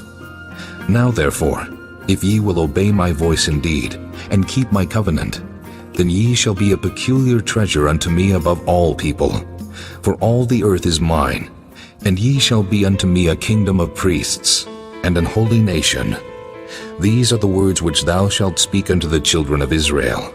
And Moses came and called for the elders of the people, and laid before their faces all these words which the Lord commanded him. And all the people answered together and said, All that the Lord hath spoken we will do. And Moses returned the words of the people unto the Lord. And the Lord said unto Moses, Lo, I come unto thee in a thick cloud, that the people may hear when I speak with thee, and believe thee forever. And Moses told the words of the people unto the Lord. And the Lord said unto Moses, Go unto the people, and sanctify them today and tomorrow, and let them wash their clothes, and be ready against the 3rd day. For the third day the Lord will come down in the sight of all the people upon Mount Sinai. And thou shalt set bounds unto the people round about, saying, Take heed to yourselves, that ye go not up into the mount, or touch the border of it. Whosoever toucheth the mount shall be surely put to death. There shall not an hand touch it, but he shall surely be stoned or shot through. Whether it be beast or man, it shall not live. When the trumpet soundeth long, they shall come up to the mount. And Moses went down from the mount unto the people, and sanctified the people, and they washed their clothes. And he said unto the people, Be ready against the third day. Come not at your wives. And it came to pass on the third day in the morning, that there were thunders and lightnings, and a thick cloud upon the mount, and the voice of the trumpet exceeding loud, so that all the people that was in the camp trembled. And Moses brought forth the people out of the camp to meet with God, and they stood at the nether part of the mount. And Mount Sinai was altogether on a smoke, because the Lord descended upon it in fire, and the smoke thereof ascended as the smoke of a furnace, and the whole mount quaked greatly. And when the voice of the trumpet sounded long and waxed louder and louder, Moses spake, and God answered him by a voice. And the Lord came down upon Mount Sinai, on the top of the mount, and the Lord called Moses up to the top of the mount. And Moses went up, and the Lord said unto Moses, Go down, charge the people lest they break through unto the Lord to gaze, and many of them perish. And let the priests also, which come near to the Lord, sanctify themselves, lest the Lord break forth upon them. And Moses said unto the Lord, The people cannot come up to Mount Sinai, for thou chargest us, saying, Set bounds about the mount, and sanctify it. And the Lord said unto him, Away, get thee down, and thou shalt come up, thou and Aaron with thee. But let not the priests and the people break through to come up unto the Lord, lest he break forth upon them. So Moses went down unto the people, and spake unto them. Chapter 20. And God spake all these words, saying, I am the Lord thy God, which have brought thee out of the land of Egypt, out of the house of bondage. Thou shalt have no other gods before me. Thou shalt not make unto thee any graven image, or any likeness of anything that is in heaven above, or that is in the earth beneath, or that is in the water under the earth. Thou shalt not bow down thyself to them, nor serve them. For I, the Lord thy God, am a jealous God, visiting the iniquity of the fathers upon the children unto the third and fourth generation of them that hate me, and showing mercy unto thousands of them that love me, and keep my commandments. Thou shalt not take the name of the Lord thy God in vain, for the Lord will not hold him guiltless that taketh his name in vain. Remember the Sabbath day to keep it holy. 6 days shalt thou labor and do all thy work, but the seventh day is the Sabbath of the Lord thy God.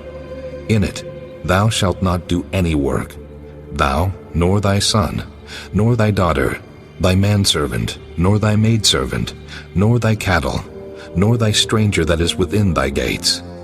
For in 6 days the Lord made heaven and earth, the sea, and all that in them is, and rested the seventh day. Wherefore the Lord blessed the Sabbath day, and hallowed it. Honor thy father and thy mother, that thy days may be long upon the land which the Lord thy God giveth thee. Thou shalt not kill. Thou shalt not commit adultery. Thou shalt not steal. Thou shalt not bear false witness against thy neighbor.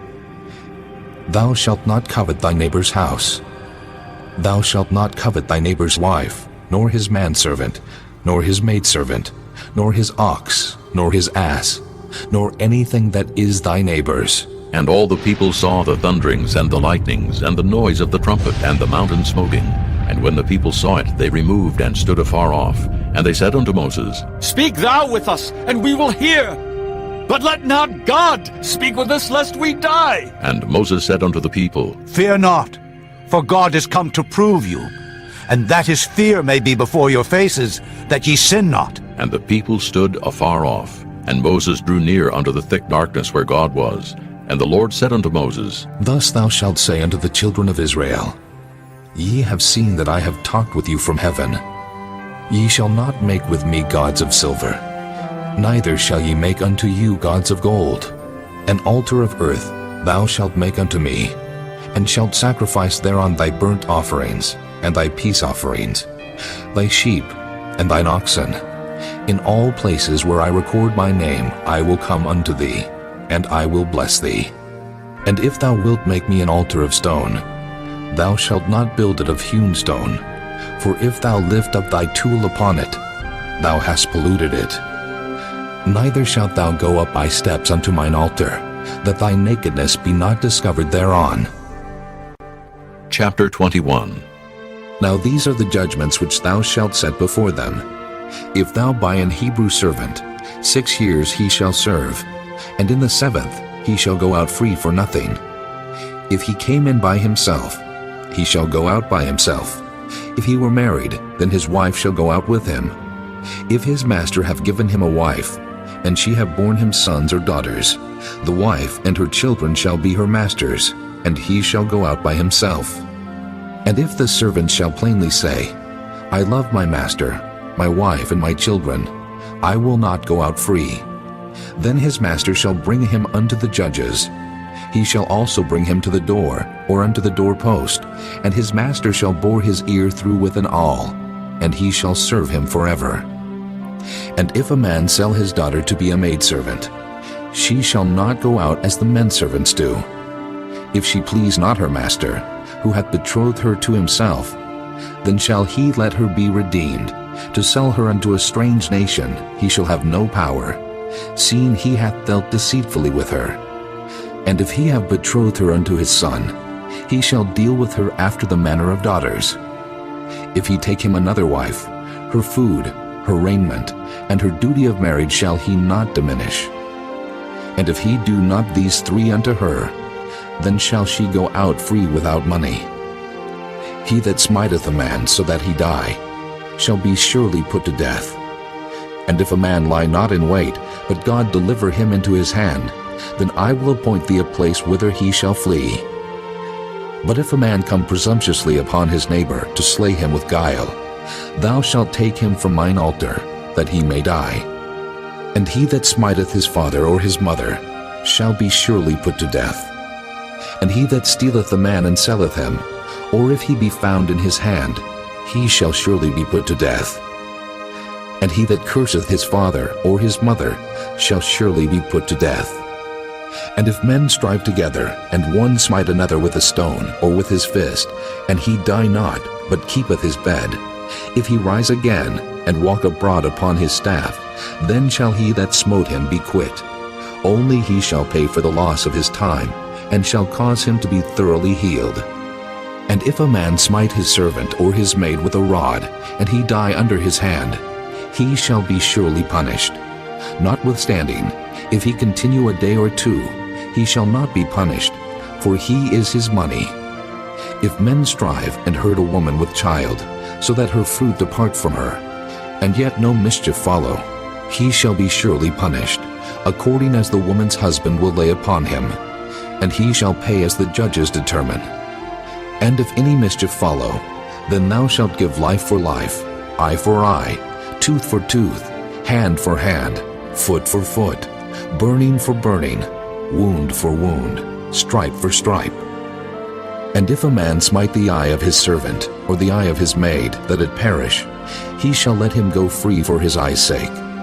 And if he smite out his manservant's tooth, or his maidservant's tooth, he shall let him go free for his tooth's sake. If an ox gore a man or a woman, that they die, then the ox shall be surely stoned, and his flesh shall not be eaten, but the owner of the ox shall be quit. But if the ox were wont to push with his horn in time past, and it hath been testified to his owner, and he hath not kept him in, but that he hath killed a man or a woman, the ox shall be stoned, and his owner also shall be put to death. If there be laid on him a sum of money, then he shall give for the ransom of his life whatsoever is laid upon him. Whether he have gored a son, or have gored a daughter, according to this judgment shall it be done unto him. If the ox shall push a manservant or a maidservant, he shall give unto their master 30 shekels of silver, and the ox shall be stoned. And if a man shall open a pit, or if a man shall dig a pit, and not cover it, and an ox or an ass fall therein, the owner of the pit shall make it good, and give money unto the owner of them, and the dead beast shall be his. And if one man's ox hurt another's, that he die, then they shall sell the live ox and divide the money of it, and the dead ox also they shall divide. Or if it be known that the ox hath used to push in time past, and his owner hath not kept him in, he shall surely pay ox for ox, and the dead shall be his own. Chapter 22. If a man shall steal an ox or a sheep and kill it or sell it, he shall restore 5 oxen for an ox, and 4 sheep for a sheep. If a thief be found breaking up, and be smitten that he die, there shall no blood be shed for him. If the sun be risen upon him, there shall be blood shed for him, for he should make full restitution. If he have nothing, then he shall be sold for his theft. If the theft be certainly found in his hand alive, whether it be ox or ass or sheep, he shall restore double. If a man shall cause a field or vineyard to be eaten, and shall put in his beast, and shall feed in another man's field, of the best of his own field, and of the best of his own vineyard, shall he make restitution. If fire break out, and catch in thorns, so that the stacks of corn, or the standing corn, or the field be consumed therewith, he that kindled the fire shall surely make restitution. If a man shall deliver unto his neighbor money or stuff to keep, and it be stolen out of the man's house, if the thief be found, let him pay double. If the thief be not found, then the master of the house shall be brought unto the judges, to see whether he have put his hand unto his neighbor's goods. For all manner of trespass, whether it be for ox, for ass, for sheep, for raiment, or for any manner of lost thing which another challengeth to be his, the cause of both parties shall come before the judges, and whom the judges shall condemn, he shall pay double unto his neighbor. If a man deliver unto his neighbor an ass, or an ox, or a sheep, or any beast to keep, and it die, or be hurt, or driven away, no man seeing it, then shall an oath of the Lord be between them both, that he hath not put his hand unto his neighbor's goods, and the owner of it shall accept thereof, and he shall not make it good. And if it be stolen from him, he shall make restitution unto the owner thereof. If it be torn in pieces, then let him bring it for witness, and he shall not make good that which was torn.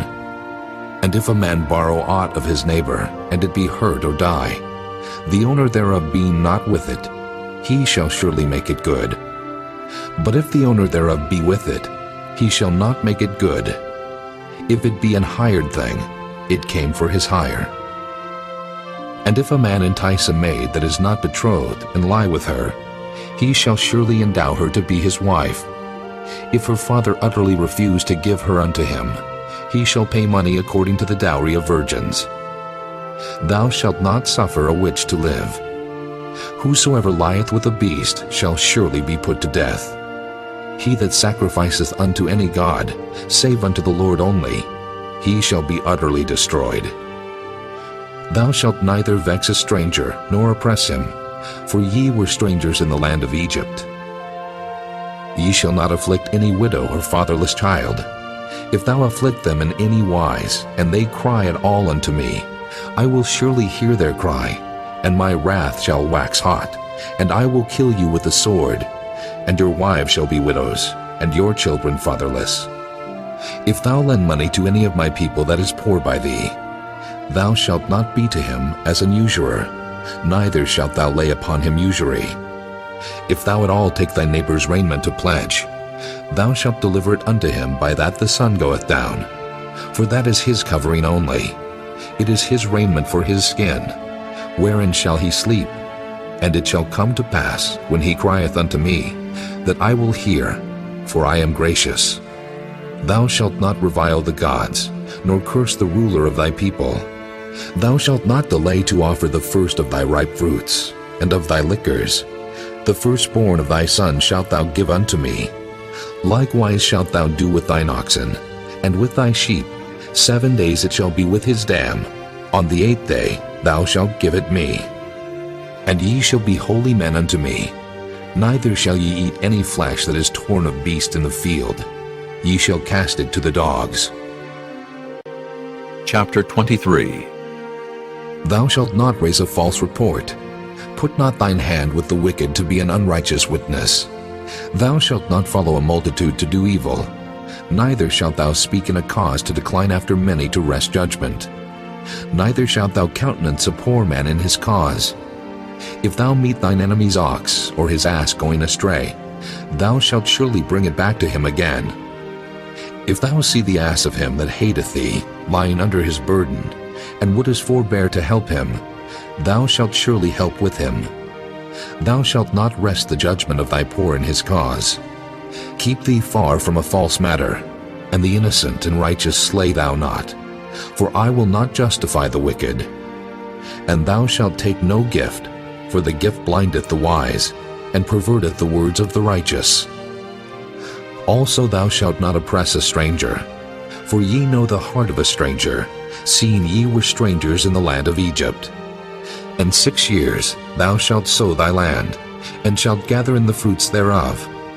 But the 7th year thou shalt let it rest and lie still, that the poor of thy people may eat, and what they leave the beasts of the field shall eat. In like manner thou shalt deal with thy vineyard, and with thy oliveyard. 6 days thou shalt do thy work, and on the 7th day thou shalt rest, that thine ox and thine ass may rest, and the son of thy handmaid, and the stranger may be refreshed. And in all things that I have said unto you be circumspect, and make no mention of the name of other gods, neither let it be heard out of thy mouth. 3 times thou shalt keep a feast unto me in the year. Thou shalt keep the feast of unleavened bread.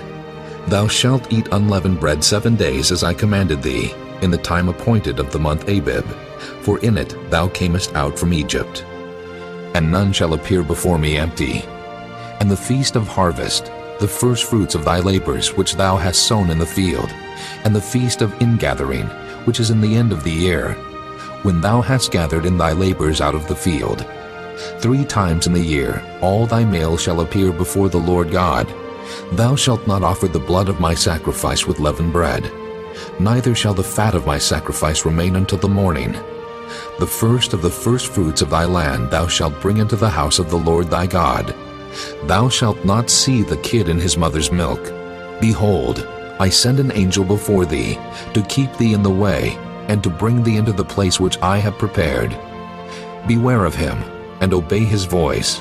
Provoke him not, for he will not pardon your transgressions, for my name is in him. But if thou shalt indeed obey his voice, and do all that I speak, then I will be an enemy unto thine enemies, and an adversary unto thine adversaries. For mine angel shall go before thee, and bring thee in unto the Amorites, and the Hittites, and the Perizzites, and the Canaanites, the Hivites, and the Jebusites, and I will cut them off. Thou shalt not bow down to their gods, nor serve them, nor do after their works. But thou shalt utterly overthrow them, and quite break down their images. And ye shall serve the Lord your God, and he shall bless thy bread and thy water, and I will take sickness away from the midst of thee. There shall nothing cast their young, nor be barren in thy land. The number of thy days I will fulfill. I will send my fear before thee, and will destroy all the people to whom thou shalt come, and I will make all thine enemies turn their backs unto thee. And I will send hornets before thee, which shall drive out the Hivite, the Canaanite, and the Hittite from before thee. I will not drive them out from before thee in 1 year, lest the land become desolate, and the beast of the field multiply against thee. By little and little I will drive them out from before thee, until thou be increased and inherit the land. And I will set thy bounds from the Red Sea, even unto the sea of the Philistines, and from the desert unto the river. For I will deliver the inhabitants of the land into your hand, and thou shalt drive them out before thee. Thou shalt make no covenant with them, nor with their gods. They shall not dwell in thy land, lest they make thee sin against me. For if thou serve their gods, it will surely be a snare unto thee. Chapter 24. And he said unto Moses, Come up unto the Lord, thou, and Aaron, Nadab, and Abihu, and 70 of the elders of Israel, and worship ye afar off. And Moses alone shall come near the Lord, but they shall not come nigh, neither shall the people go up with him. And Moses came and told the people all the words of the Lord, and all the judgments, And all the people answered with one voice and said, All the words which the Lord hath said will we do. And Moses wrote all the words of the Lord, and rose up early in the morning, and builded an altar under the hill, and 12 pillars according to the 12 tribes of Israel. And he sent young men of the children of Israel, which offered burnt offerings, and sacrificed peace offerings of oxen unto the Lord. And Moses took half of the blood, and put it in basins, and half of the blood he sprinkled on the altar. And he took the book of the covenant, and read it in the audience of the people, and they said, All that the Lord hath said will we do, and be obedient.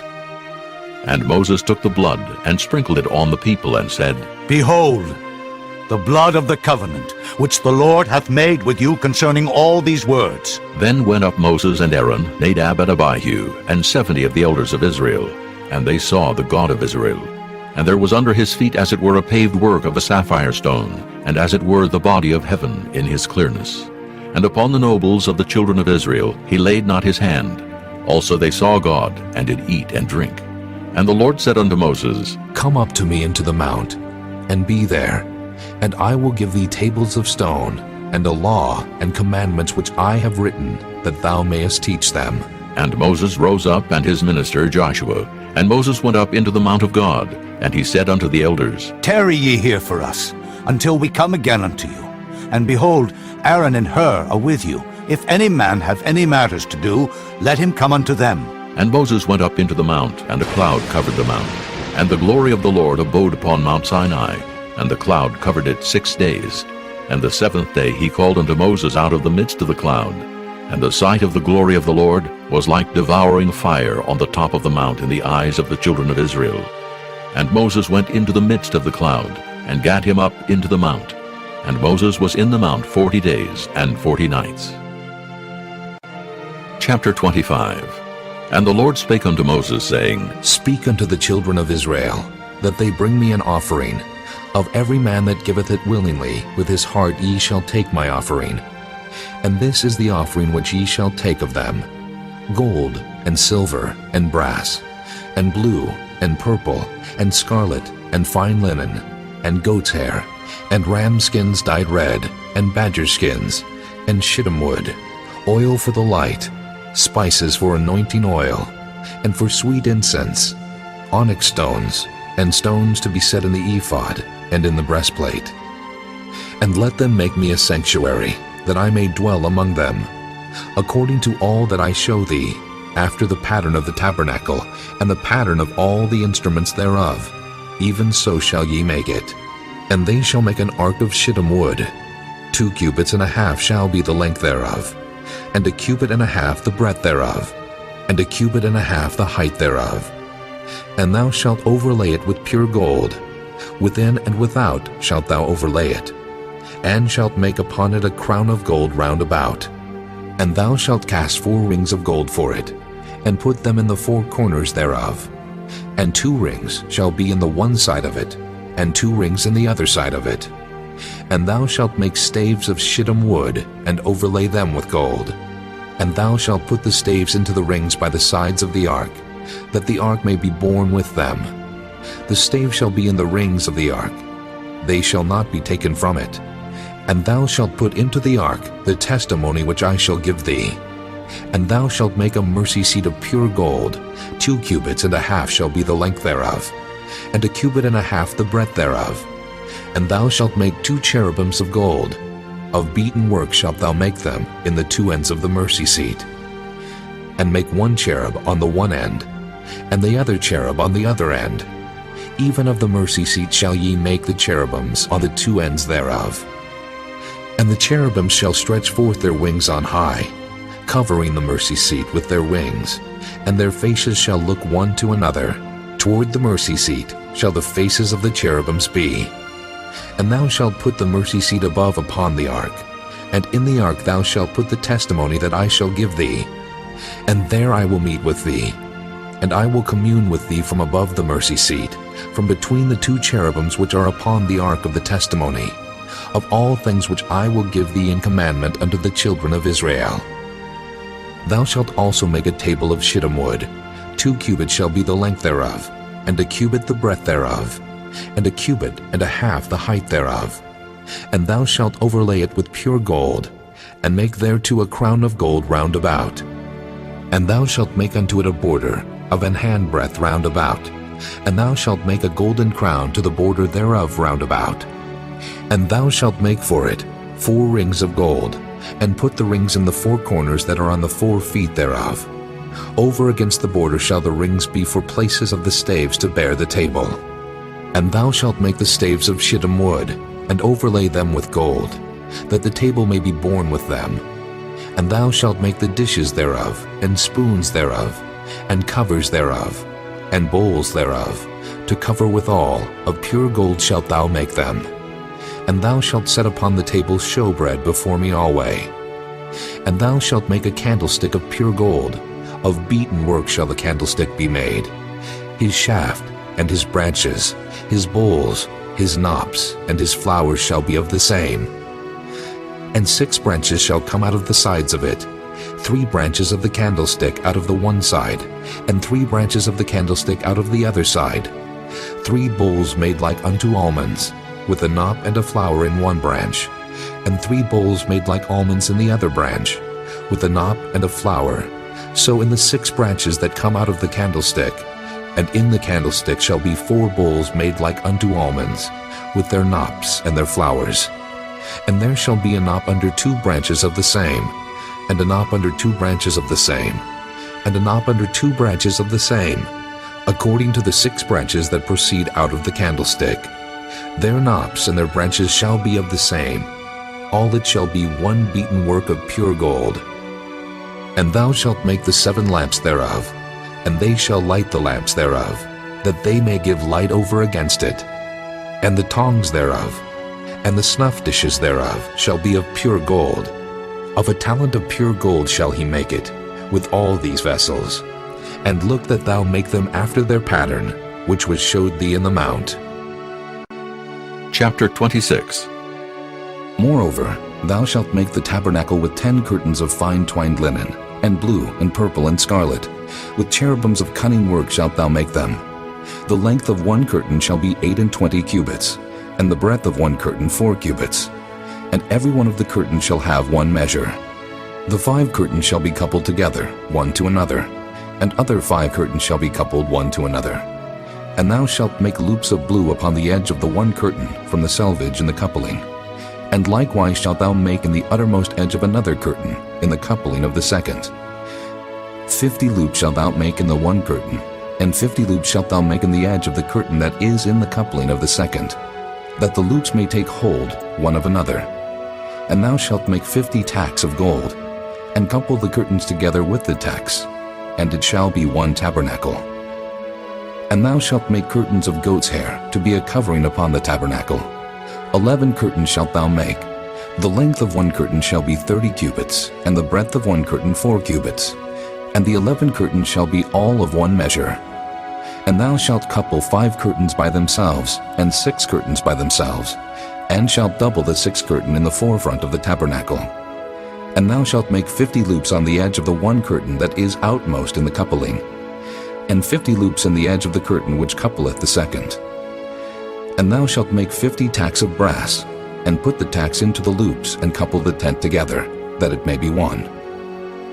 And the remnant that remaineth of the curtains of the tent, the half curtain that remaineth, shall hang over the backside of the tabernacle. And a cubit on the one side, and a cubit on the other side of that which remaineth in the length of the curtains of the tent. It shall hang over the sides of the tabernacle, on this side and on that side to cover it. And thou shalt make a covering for the tent of ram skins dyed red, and a covering above of badger skins. And thou shalt make boards for the tabernacle of shittim wood standing up. 10 cubits shall be the length of a board, and a cubit and a half shall be the breadth of one board. 2 tenons shall there be in one board, set in order one against another. Thus shalt thou make for all the boards of the tabernacle. And thou shalt make the boards for the tabernacle 20 boards on the south side southward. And thou shalt make 40 sockets of silver under the 20 boards, 2 sockets under one board for his 2 tenons, and 2 sockets under another board for his 2 tenons. And for the second side of the tabernacle on the north side there shall be 20 boards. And there 40 sockets of silver, 2 sockets under one board, and 2 sockets under another board. And for the sides of the tabernacle westward thou shalt make 6 boards. And 2 boards shalt thou make for the corners of the tabernacle in the 2 sides. And they shall be coupled together beneath, and they shall be coupled together above the head of it unto 1 ring. Thus shall it be for them both. They shall be for the 2 corners. And they shall be 8 boards, and their sockets of silver 16 sockets, 2 sockets under 1 board, and 2 sockets under another board. And thou shalt make bars of shittim wood, 5 for the boards of the one side of the tabernacle, and 5 bars for the boards of the other side of the tabernacle, and 5 bars for the boards of the side of the tabernacle, for the 2 sides westward. And the middle bar in the midst of the board shall reach from end to end. And thou shalt overlay the boards with gold, and make their rings of gold for places for the bars. And thou shalt overlay the bars with gold. And thou shalt rear up the tabernacle according to the fashion thereof, which was showed thee in the mount. And thou shalt make a veil of blue, and purple, and scarlet, and fine twined linen of cunning work. With cherubim shall it be made. And thou shalt hang it upon 4 pillars of shittim wood overlaid with gold. Their hooks shall be of gold upon the 4 sockets of silver. And thou shalt hang up the veil under the tacks, that thou mayest bring in thither within the veil the ark of the testimony. And the veil shall divide unto you between the holy place and the most holy. And thou shalt put the mercy seat upon the ark of the testimony in the most holy place. And thou shalt set the table without the veil, and the candlestick over against the table on the side of the tabernacle toward the south. And thou shalt put the table on the north side. And thou shalt make an hanging for the door of the tent, of blue and purple and scarlet, and fine twined linen, wrought with needlework. And thou shalt make for the hanging 5 pillars of shittim wood, and overlay them with gold, and their hooks shall be of gold. And thou shalt cast 5 sockets of brass for them. Chapter 27. And thou shalt make an altar of shittim wood, 5 cubits long, and 5 cubits broad. The altar shall be 4 square, and the height thereof shall be 3 cubits. And thou shalt make the horns of it upon the 4 corners thereof. His horn shall be of the same.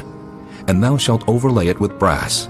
And thou shalt make his pans to receive his ashes, and his shovels, and his basins, and his flesh hooks, and his fire pans.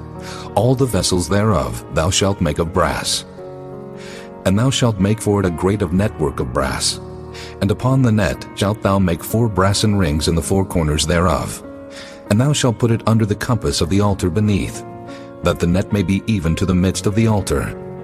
And thou shalt make staves for the altar, staves of shittim wood, and overlay them with brass.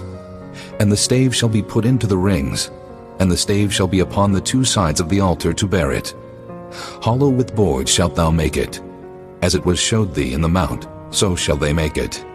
And thou shalt make the court of the tabernacle. For the south side southward there shall be hangings for the cord of fine twined linen, of 100 cubits long for one side. And the 20 pillars thereof, and their 20 sockets shall be of brass. The hooks of the pillars, and their fillets shall be of silver.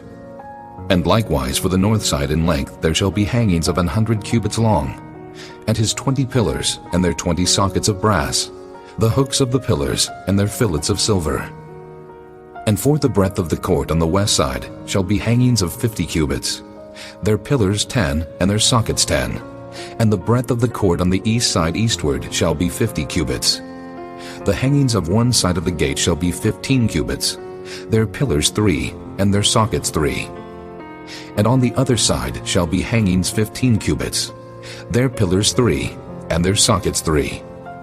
And for the gate of the court shall be an hanging of 20 cubits, of blue and purple and scarlet, and fine twined linen, wrought with needlework. And their pillars shall be 4, and their sockets 4. All the pillars round about the court shall be filleted with silver. Their hooks shall be of silver, and their sockets of brass. The length of the court shall be 100 cubits, and the breadth 50, everywhere.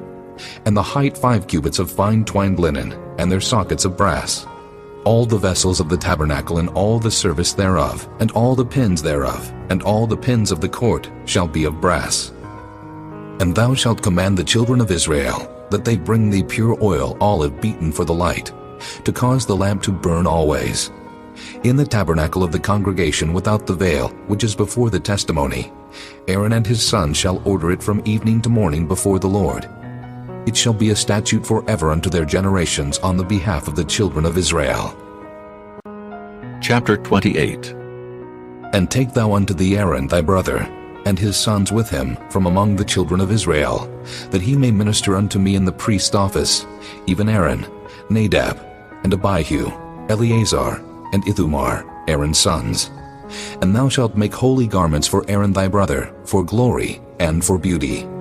And thou shalt speak unto all that are wise-hearted, whom I have filled with the spirit of wisdom, that they may make Aaron's garments to consecrate him, that he may minister unto me in the priest's office.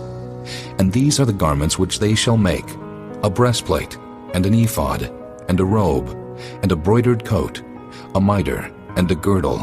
And they shall make holy garments for Aaron thy brother and his sons, that he may minister unto me in the priest's office.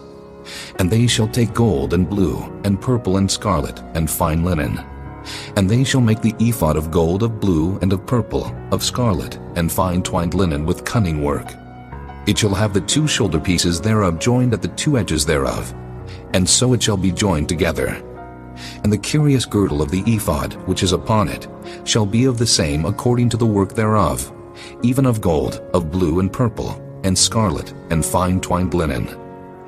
And thou shalt take 2 onyx stones, and grave on them the names of the children of Israel, 6 of their names on one stone, and the other 6 names of the rest on the other stone according to their birth. With the work of an engraver in stone, like the engravings of a signet, shalt thou engrave the 2 stones with the names of the children of Israel. Thou shalt make them to be set in ouches of gold. And thou shalt put the 2 stones upon the shoulders of the ephod for stones of memorial unto the children of Israel. And Aaron shall bear their names before the Lord upon his 2 shoulders for a memorial. And thou shalt make ouches of gold, and 2 chains of pure gold at the ends, of wreathen work shalt thou make them, and fasten the wreathen chains to the ouches. And thou shalt make the breastplate of judgment with cunning work. After the work of the ephod thou shalt make it. Of gold, of blue, and of purple, and of scarlet, and of fine twined linen shalt thou make it. 4 square it shall be being doubled. A span shall be the length thereof, and a span shall be the breadth thereof. And thou shalt set in it settings of stones, even 4 rows of stones. The first row shall be a sardius, a topaz, and a carbuncle.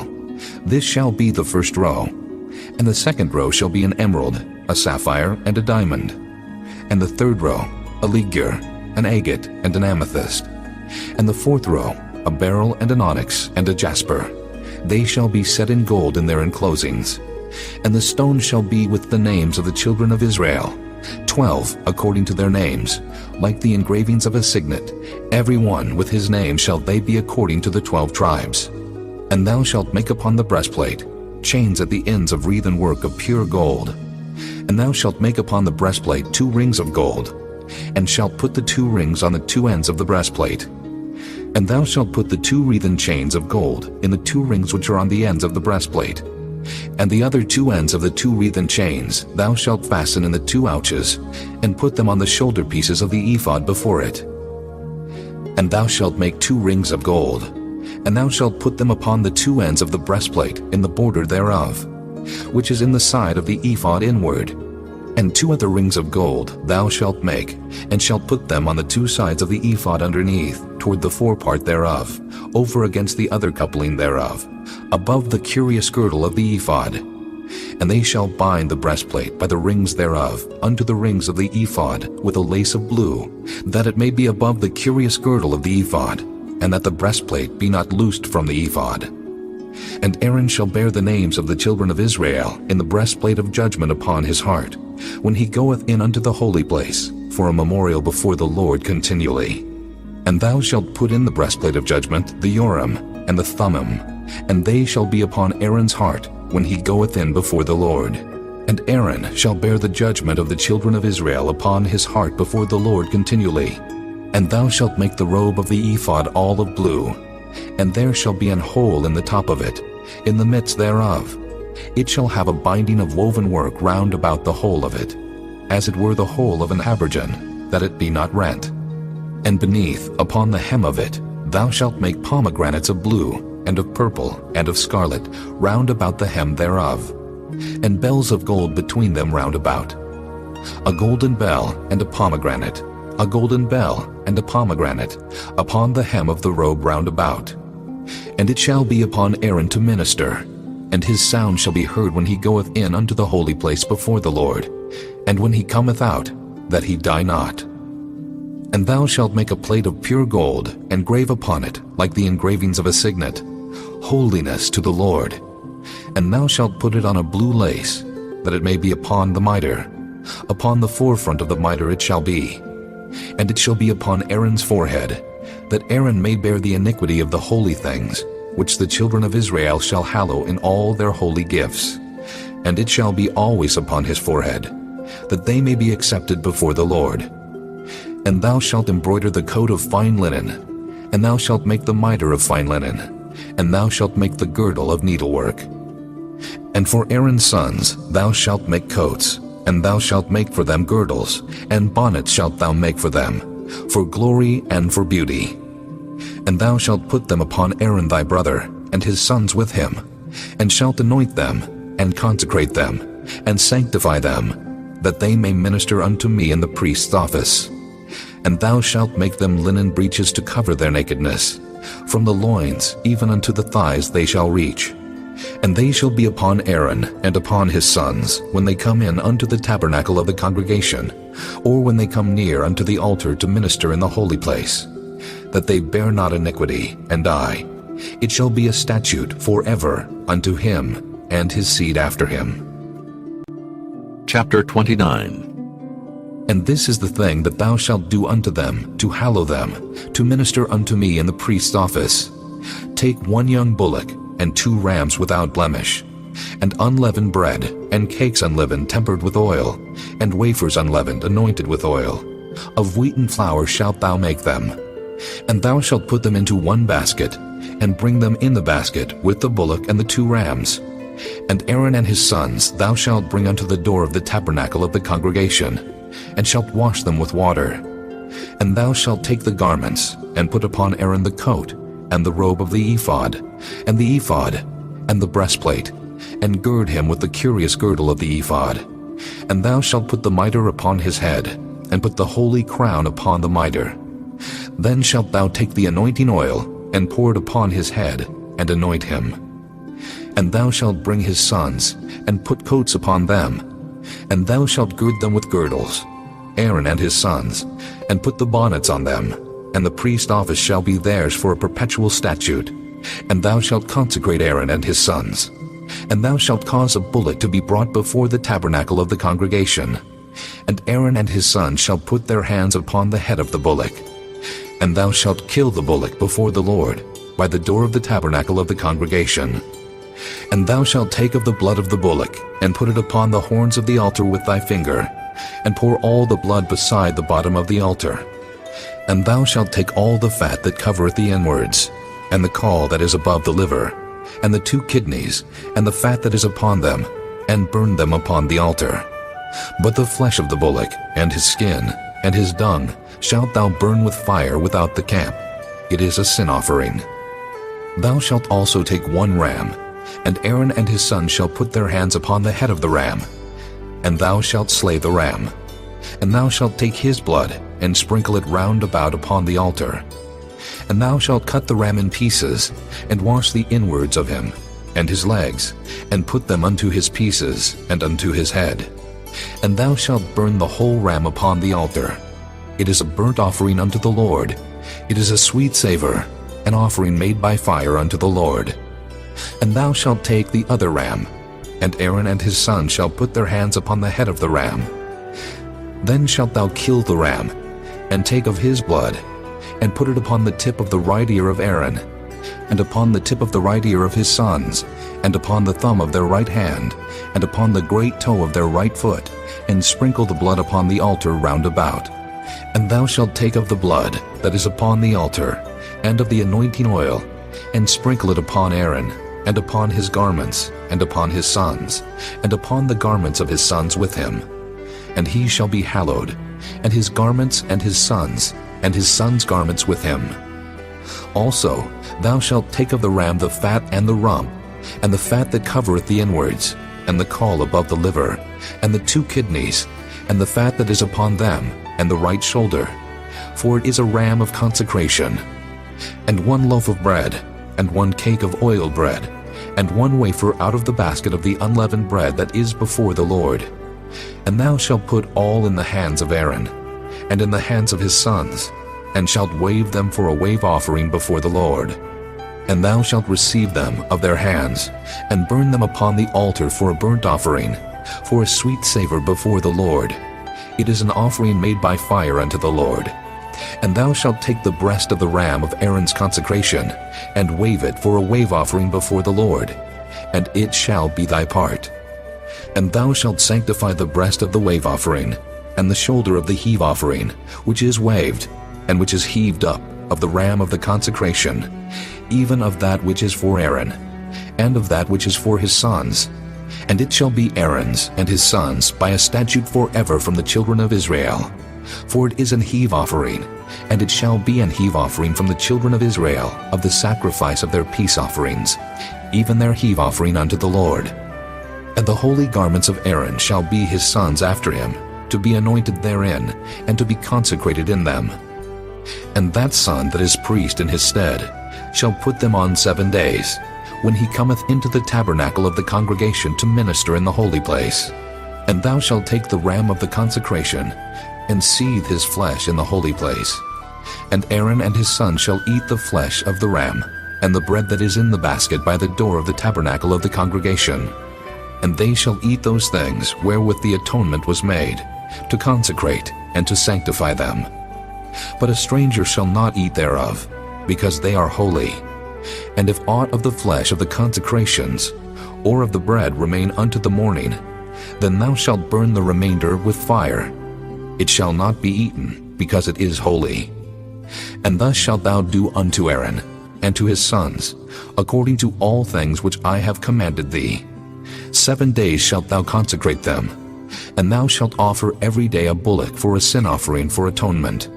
And thou shalt cleanse the altar, when thou hast made an atonement for it, and thou shalt anoint it to sanctify it.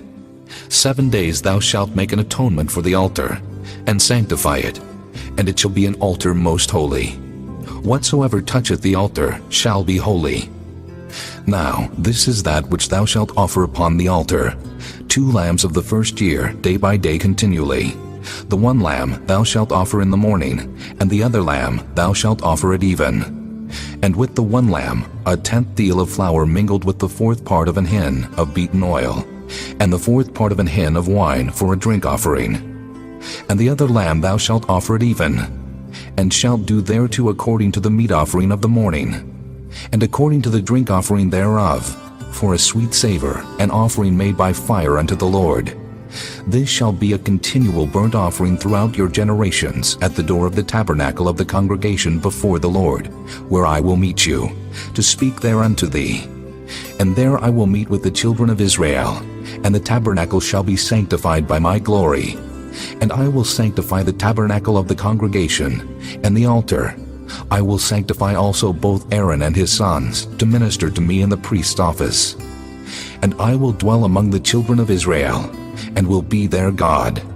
And they shall know that I am the Lord their God, that brought them forth out of the land of Egypt, that I may dwell among them. I am the Lord their God. Chapter 30. And thou shalt make an altar to burn incense upon. Of shittim wood shalt thou make it. 1 cubit shall be the length thereof, and 1 cubit the breadth thereof. 4 square shall it be, and 2 cubits shall be the height thereof. The horns thereof shall be of the same. And thou shalt overlay it with pure gold, the top thereof, and the sides thereof round about, and the horns thereof. And thou shalt make unto it a crown of gold round about. And 2 golden rings shalt thou make to it under the crown of it, by the 2 corners thereof. Upon the 2 sides of it shalt thou make it, and they shall be for places for the staves to bear it withal. And thou shalt make the staves of shittim wood, and overlay them with gold. And thou shalt put it before the veil that is by the ark of the testimony, before the mercy seat that is over the testimony, where I will meet with thee. And Aaron shall burn thereon sweet incense every morning. When he dresseth the lamps, he shall burn incense upon it. And when Aaron lighteth the lamps at even, he shall burn incense upon it, a perpetual incense before the Lord throughout your generations. Ye shall offer no strange incense thereon, nor burnt sacrifice, nor meat offering, neither shall ye pour drink offering thereon. And Aaron shall make an atonement upon the horns of it once in a year, with the blood of the sin offering of atonements. Once in the year shall he make atonement upon it throughout your generations. It is most holy unto the Lord. And the Lord spake unto Moses, saying, When thou takest the sum of the children of Israel after their number, then shall they give every man a ransom for his soul unto the Lord, when thou numberest them, that there be no plague among them when thou numberest them. This they shall give, every one that passeth among them that are numbered, half a shekel after the shekel of the sanctuary. A shekel is 20 gerahs, and half shekel shall be the offering of the Lord. Every one that passeth among them that are numbered, from 20 years old and above, shall give an offering unto the Lord. The rich shall not give more, and the poor shall not give less than half a shekel, when they give an offering unto the Lord to make an atonement for your souls. And thou shalt take the atonement money of the children of Israel, and shalt appoint it for the service of the tabernacle of the congregation, that it may be a memorial unto the children of Israel before the Lord, to make an atonement for your souls. And the Lord spake unto Moses, saying, Thou shalt also make a laver of brass, and his foot also of brass, to wash withal, and thou shalt put it between the tabernacle of the congregation and the altar, and thou shalt put water therein. For Aaron and his sons shall wash their hands and their feet thereat. When they go into the tabernacle of the congregation, they shall wash with water, that they die not. Or when they come near to the altar to minister, to burn offering made by fire unto the Lord. So they shall wash their hands and their feet, that they die not.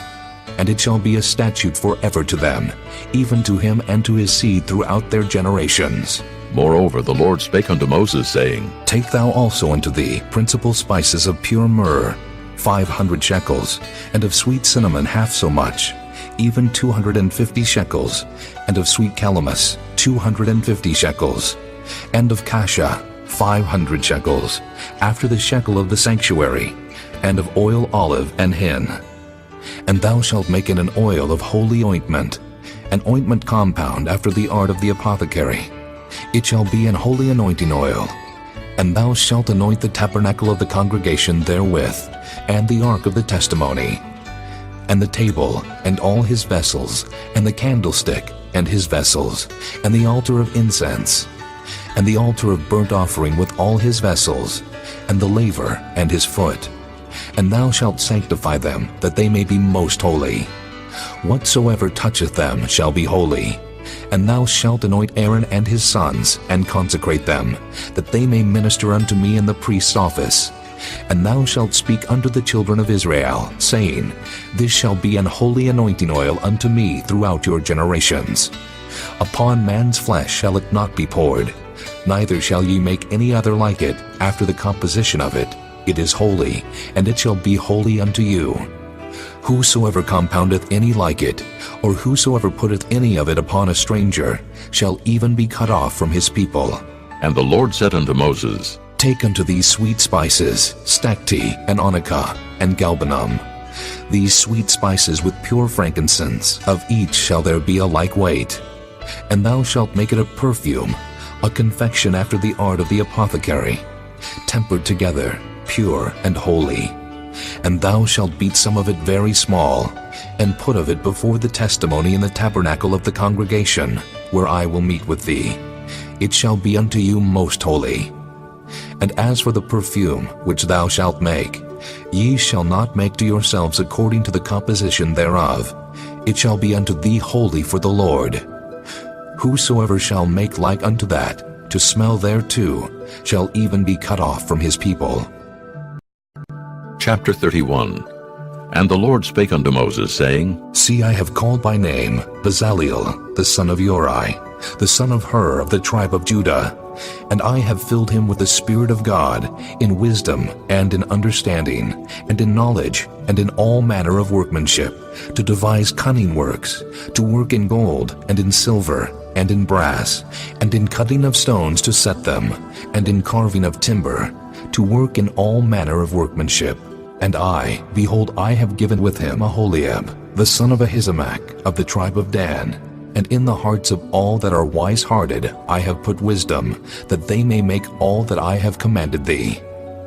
The tabernacle of the congregation, and the ark of the testimony, and the mercy seat that is thereupon, and all the furniture of the tabernacle, and the table, and his furniture, and the pure candlestick with all his furniture, and the altar of incense, and the altar of burnt offering with all his furniture, and the laver and his foot, and the cloths of service, and the holy garments for Aaron the priest, and the garments of his sons to minister in the priest's office, and the anointing oil, and sweet incense for the holy place, according to all that I have commanded thee, shall they do. And the Lord spake unto Moses, saying, Speak thou also unto the children of Israel, saying, Verily, my Sabbaths ye shall keep, for it is a sign between me and you throughout your generations, that ye may know that I am the Lord that doth sanctify you. Ye shall keep the Sabbath therefore, for it is holy unto you. Every one that defileth it shall surely be put to death. For whosoever doeth any work therein, that soul shall be cut off from among his people. 6 days may work be done, but in the seventh is the Sabbath of rest, holy to the Lord. Whosoever doeth any work in the Sabbath day, he shall surely be put to death. Wherefore the children of Israel shall keep the Sabbath, to observe the Sabbath throughout their generations for a perpetual covenant. It is a sign between me and the children of Israel forever. For in 6 days the Lord made heaven and earth, and on the seventh day he rested and was refreshed. And he gave unto Moses, when he had made an end of communing with him upon Mount Sinai, 2 tables of testimony, tables of stone, written with the finger of God. Chapter 32.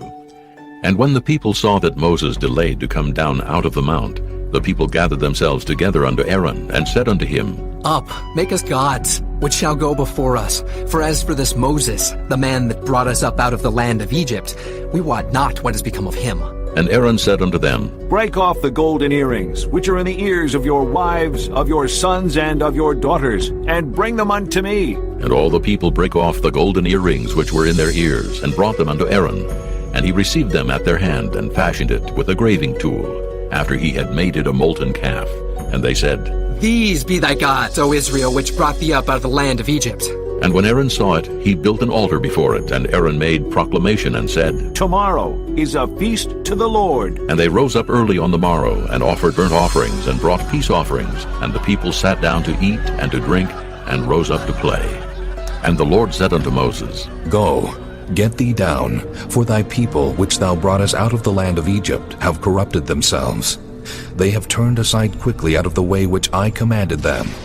They have made them a molten calf, and have worshipped it, and have sacrificed thereunto, and said, These be thy gods, O Israel, which have brought thee up out of the land of Egypt. And the Lord said unto Moses, I have seen this people, and, behold, it is a stiff-necked people. Now therefore let me alone, that my wrath may wax hot against them, and that I may consume them, and I will make of thee a great nation. And Moses besought the Lord his God, and said, Lord, why doth thy wrath wax hot against thy people, which thou hast brought forth out of the land of Egypt with great power, and with a mighty hand? Wherefore should the Egyptians speak, and say, For mischief did he bring them out to slay them in the mountains, and to consume them from the face of the earth? Turn from thy fierce wrath, and repent of this evil against thy people. Remember Abraham, Isaac, and Israel, thy servants, to whom thou swarest by thine own self, and saidst unto them, I will multiply your seed as the stars of heaven, and all this land that I have spoken of will I give unto your seed, and they shall inherit it forever. And the Lord repented of the evil which he thought to do unto his people. And Moses turned, and went down from the mount, and the 2 tables of the testimony were in his hand. The tables were written on both their sides, on the one side and on the other were they written. And the tables were the work of God, and the writing was the writing of God, graven upon the tables. And when Joshua heard the noise of the people as they shouted, he said unto Moses, There is a noise of war in the camp. And he said, It is not the voice of them that shout for mastery, neither is it the voice of them that cry for being overcome, but the noise of them that sing do I hear. And it came to pass, as soon as he came nigh unto the camp, that he saw the calf and the dancing. And Moses' anger waxed hot, and he cast the tables out of his hands, and brake them beneath the mount. And he took the calf which they had made, and burnt it in the fire, and ground it to powder, and strawed it upon the water, and made the children of Israel drink of it. And Moses said unto Aaron, What did this people unto thee, that thou hast brought so great a sin upon them? And Aaron said, Let not the anger of my lord wax hot. Thou knowest the people, that they are set on mischief. For they said unto me, Make us gods which shall go before us. For as for this Moses, the man that brought us up out of the land of Egypt, we wot not what is become of him. And I said unto them, Whosoever hath any gold, let them break it off. So they gave it me. Then I cast it into the fire, and there came out this calf. And when Moses saw that the people were naked, for Aaron had made them naked unto their shame among their enemies, then Moses stood in the gate of the camp, and said, Who is on the Lord's side? Let him come unto me. And all the sons of Levi gathered themselves together unto him. And he said unto them, Thus saith the Lord God of Israel, Put every man his sword by his side, and go in and out from gate to gate throughout the camp, and slay every man his brother, and every man his companion, and every man his neighbor. And the children of Levi did according to the word of Moses. And there fell of the people that day about 3,000 men. For Moses had said, Consecrate yourselves today to the Lord, even every man upon his son, and upon his brother, that he may bestow upon you a blessing this day. And it came to pass on the morrow, that Moses said unto the people, Ye have sinned a great sin. And now I will go up unto the Lord. Peradventure I shall make an atonement for your sin. And Moses returned unto the Lord, and said, Oh, this people have sinned a great sin, and have made them gods of gold. Yet now, if thou wilt forgive their sin, and if not, blot me, I pray thee, out of thy book which thou hast written. And the Lord said unto Moses, Whosoever hath sinned against me, him will I blot out of my book. Therefore now go, lead the people unto the place of which I have spoken unto thee. Behold, mine angel shall go before thee. Nevertheless, in the day when I visit, I will visit their sin upon them. And the Lord plagued the people, because they made the calf which Aaron made. Chapter 33.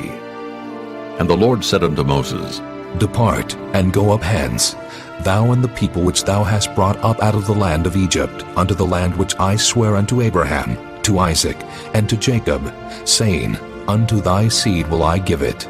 And I will send an angel before thee, and I will drive out the Canaanite, the Amorite, and the Hittite, and the Perizzite, the Hivite, and the Jebusite, unto a land flowing with milk and honey. For I will not go up in the midst of thee, for thou art a stiff-necked people, lest I consume thee in the way. And when the people heard these evil tidings, they mourned, and no man did put on him his ornaments, for the Lord had said unto Moses, Say unto the children of Israel, Ye are a stiff-necked people. I will come up into the midst of thee in a moment, and consume thee. Therefore now put off thy ornaments from thee, that I may know what to do unto thee. And the children of Israel stripped themselves of their ornaments by the Mount Horeb. And Moses took the tabernacle, and pitched it without the camp, afar off from the camp, and called it the tabernacle of the congregation. And it came to pass that every one which sought the Lord went out unto the tabernacle of the congregation, which was without the camp. And it came to pass, when Moses went out unto the tabernacle, that all the people rose up, and stood every man at his tent door, and looked after Moses until he was gone into the tabernacle. And it came to pass, as Moses entered into the tabernacle, the cloudy pillar descended, and stood at the door of the tabernacle, and the Lord talked with Moses. And all the people saw the cloudy pillar stand at the tabernacle door, and all the people rose up and worshipped, every man in his tent door. And the Lord spake unto Moses face to face, as a man speaketh unto his friend. And he turned again into the camp. But his servant Joshua the son of Nun, a young man, departed not out of the tabernacle. And Moses said unto the Lord, See, thou sayest unto me, Bring up this people. And thou hast not let me know whom thou wilt send with me. Yet thou hast said, I know thee by name, and thou hast also found grace in my sight.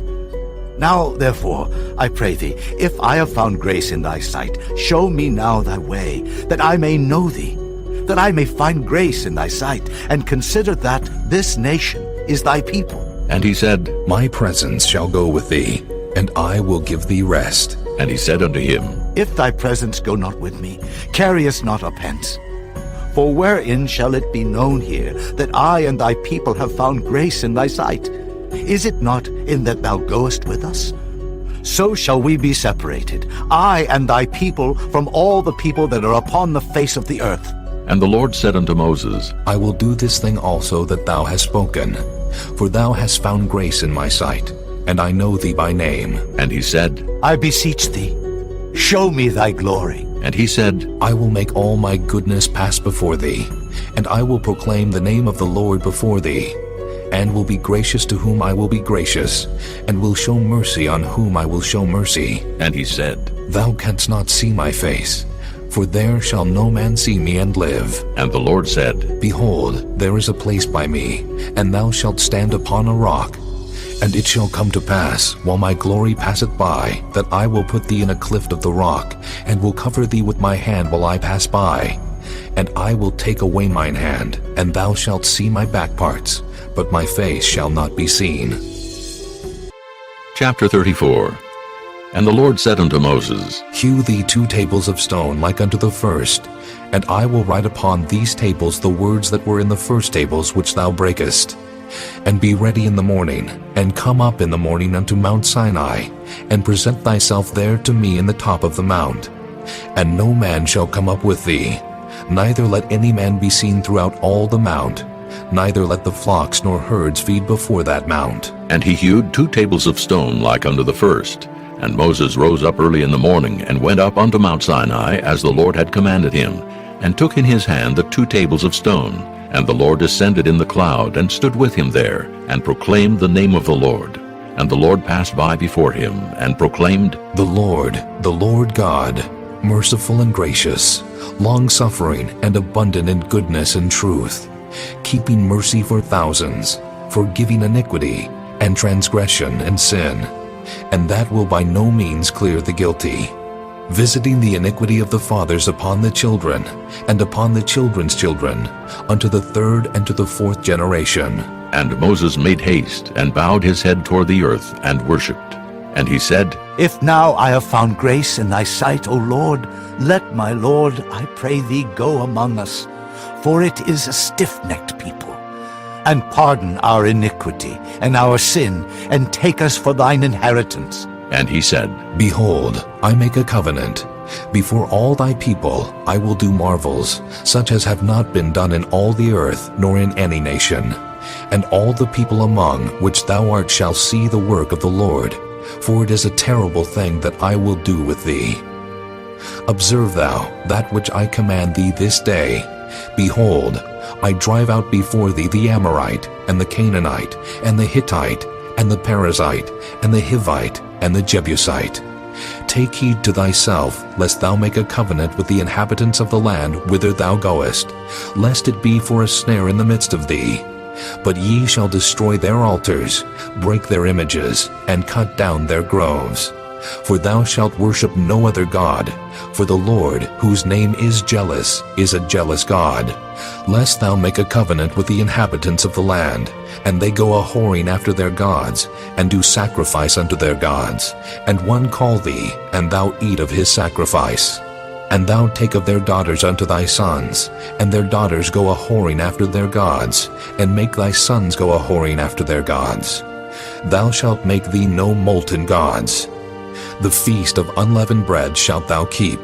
7 days thou shalt eat unleavened bread, as I commanded thee in the time of the month Abib. For in the month Abib thou camest out from Egypt. All that openeth the matrix is mine, and every firstling among thy cattle, whether ox or sheep that is male. But the firstling of an ass thou shalt redeem with a lamb, and if thou redeem him not, then shalt thou break his neck. All the firstborn of thy sons thou shalt redeem, and none shall appear before me empty. 6 days thou shalt work, but on the 7th day thou shalt rest. In earing time and in harvest thou shalt rest. And thou shalt observe the feast of weeks, of the firstfruits of wheat harvest, and the feast of ingathering at the year's end. Thrice in the year shall all your men children appear before the Lord God, the God of Israel. For I will cast out the nations before thee, and enlarge thy borders. Neither shall any man desire thy land when thou shalt go up to appear before the Lord thy God thrice in the year. Thou shalt not offer the blood of my sacrifice with leaven, neither shall the sacrifice of the feast of the Passover be left unto the morning. The first of the firstfruits of thy land thou shalt bring unto the house of the Lord thy God. Thou shalt not see the kid in his mother's milk. And the Lord said unto Moses, Write thou these words, for after the tenor of these words I have made a covenant with thee and with Israel. And he was there with the Lord 40 days and 40 nights. He did neither eat bread nor drink water, and he wrote upon the tables the words of the covenant, the 10 commandments. And it came to pass, when Moses came down from Mount Sinai with the 2 tables of testimony in Moses' hand, when he came down from the mount, that Moses wist not that the skin of his face shone while he talked with him. And when Aaron and all the children of Israel saw Moses, behold, the skin of his face shone, and they were afraid to come nigh him.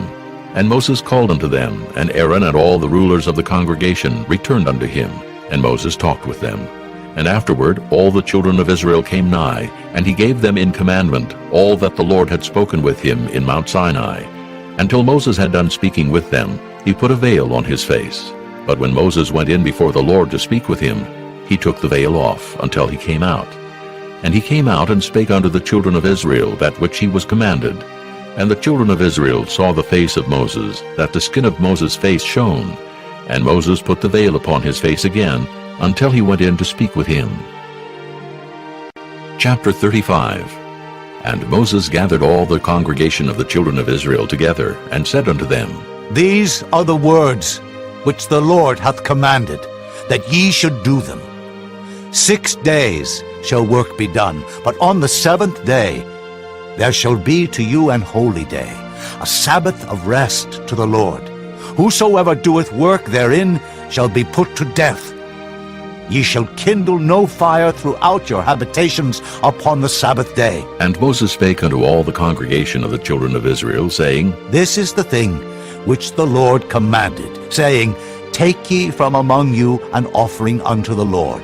Whosoever is of a willing heart, let him bring it, an offering of the Lord, gold and silver and brass and blue and purple and scarlet and fine linen and goat's hair and ram's skins dyed red and badger's skins and shittim wood and oil for the light and spices for anointing oil and for the sweet incense and onyx stones and stones to be set for the ephod and for the breastplate. And every wise-hearted among you shall come and make all that the Lord hath commanded: the tabernacle, his tent and his covering, his tacks and his boards, his bars, his pillars and his sockets, the ark and the staves thereof, with the mercy seat and the veil of the covering, the table and his staves and all his vessels, and the showbread, the candlestick also for the light, and his furniture, and his lamps with the oil for the light, and the incense altar, and his staves, and the anointing oil, and the sweet incense, and the hanging for the door at the entering in of the tabernacle, the altar of burnt offering, with his brazen grate, his staves, and all his vessels, the laver and his foot, the hangings of the court, his pillars and their sockets, and the hanging for the door of the court, the pins of the tabernacle, and the pins of the court, and their cords, the cloths of service to do service in the holy place, the holy garments for Aaron the priest, and the garments of his sons to minister in the priest's office. And all the congregation of the children of Israel departed from the presence of Moses. And they came, every one whose heart stirred him up, and every one whom his spirit made willing. And they brought the Lord's offering to the work of the tabernacle of the congregation, and for all his service, and for the holy garments.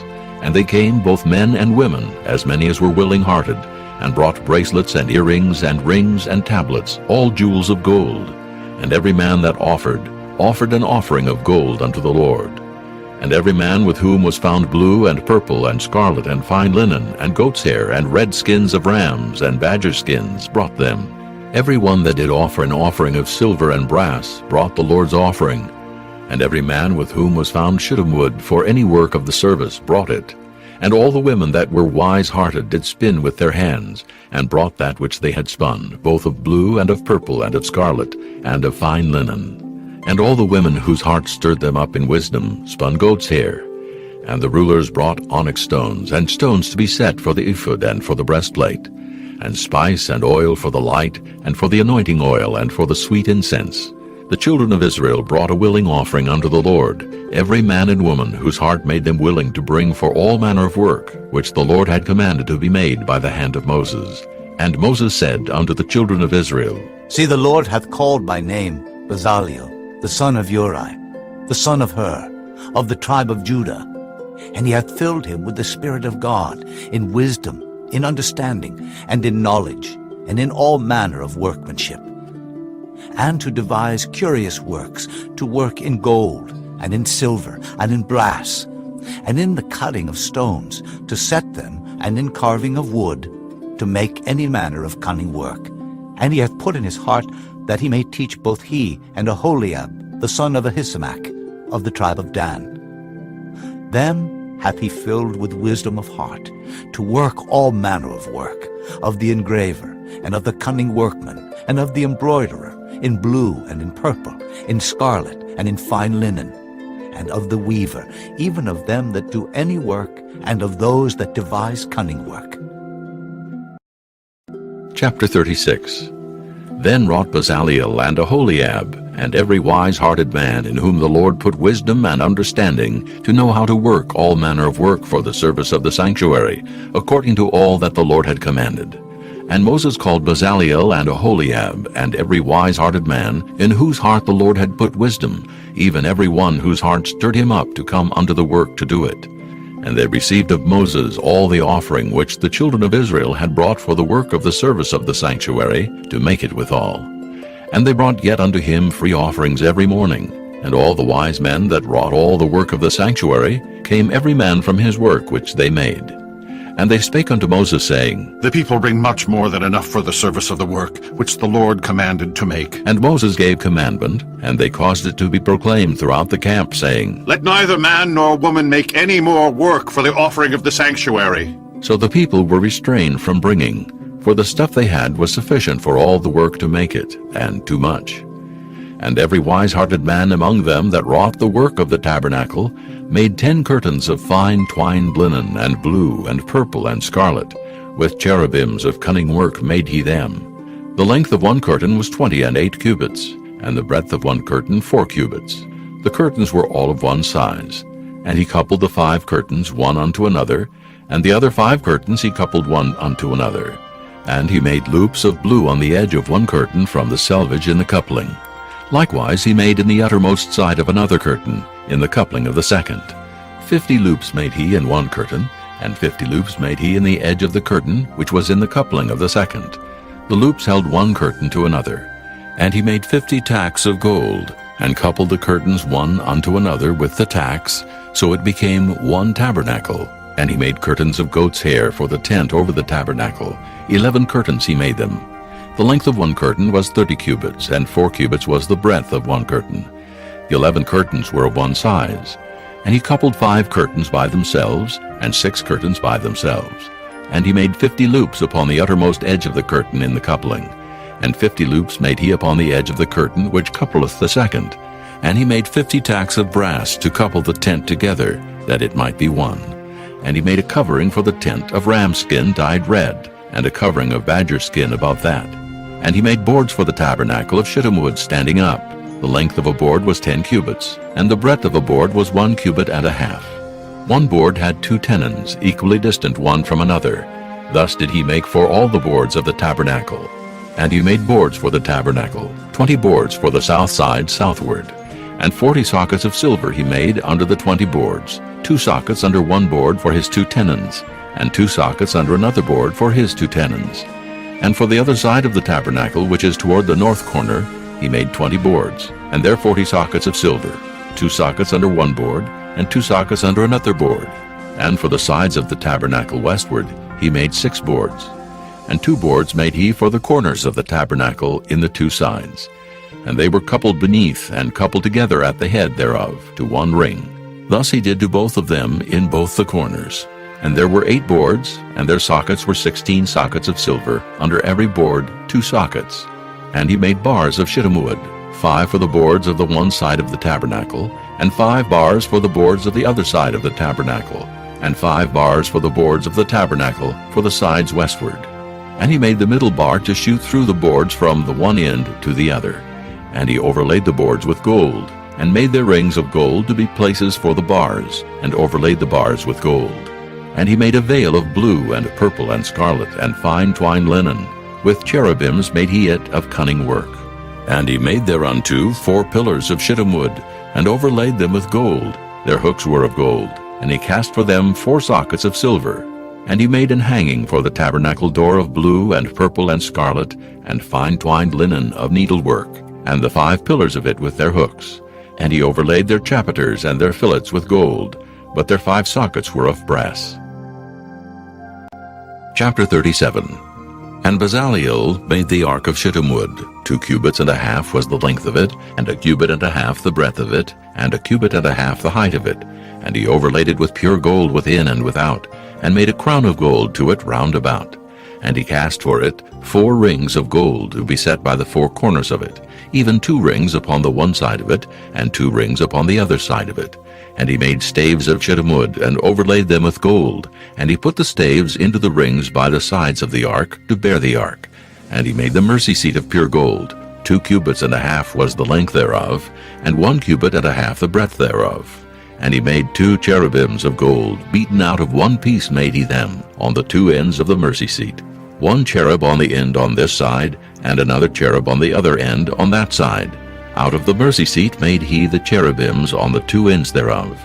And the cherubims spread out their wings on high, and covered with their wings over the mercy seat, with their faces one to another. Even to the mercy seatward were the faces of the cherubims. And he made the table of shittim wood. 2 cubits was the length thereof, and 1 cubit the breadth thereof, and 1 cubit and a half the height thereof. And he overlaid it with pure gold, and made thereunto a crown of gold round about. Also he made thereunto a border of an handbreadth round about, and made a crown of gold for the border thereof round about. And he cast for it 4 rings of gold, and put the rings upon the 4 corners that were in the 4 feet thereof. Over against the border were the rings, the places for the staves to bear the table. And he made the staves of shittim wood, and overlaid them with gold to bear the table. And he made the vessels which were upon the table, his dishes and his spoons and his bowls, and his covers to cover withal, of pure gold. And he made the candlestick of pure gold, of beaten work made he the candlestick. His shaft and his branch, his bowls, his knops, and his flowers were of the same, and 6 branches going out of the sides thereof, 3 branches of the candlestick out of the one side thereof, and 3 branches of the candlestick out of the other side thereof. 3 bowls made after the fashion of almonds in one branch, a knop and a flower, and 3 bowls made like almonds in another branch, a knop and a flower. So throughout the 6 branches going out of the candlestick. And in the candlestick were 4 bowls made like almonds, his knops and his flowers, and a knop under 2 branches of the same, and a knop under 2 branches of the same, and a knop under 2 branches of the same, according to the 6 branches going out of it. Their knops and their branches were of the same. All of it was one beaten work of pure gold. And he made his 7 lamps and his snuffers, and his snuff dishes of pure gold. Of a talent of pure gold made he it, and all the vessels thereof. And he made the incense altar of shittim wood. The length of it was 1 cubit, and the breadth of it 1 cubit. It was 4 square, and 2 cubits was the height of it. The horns thereof were of the same.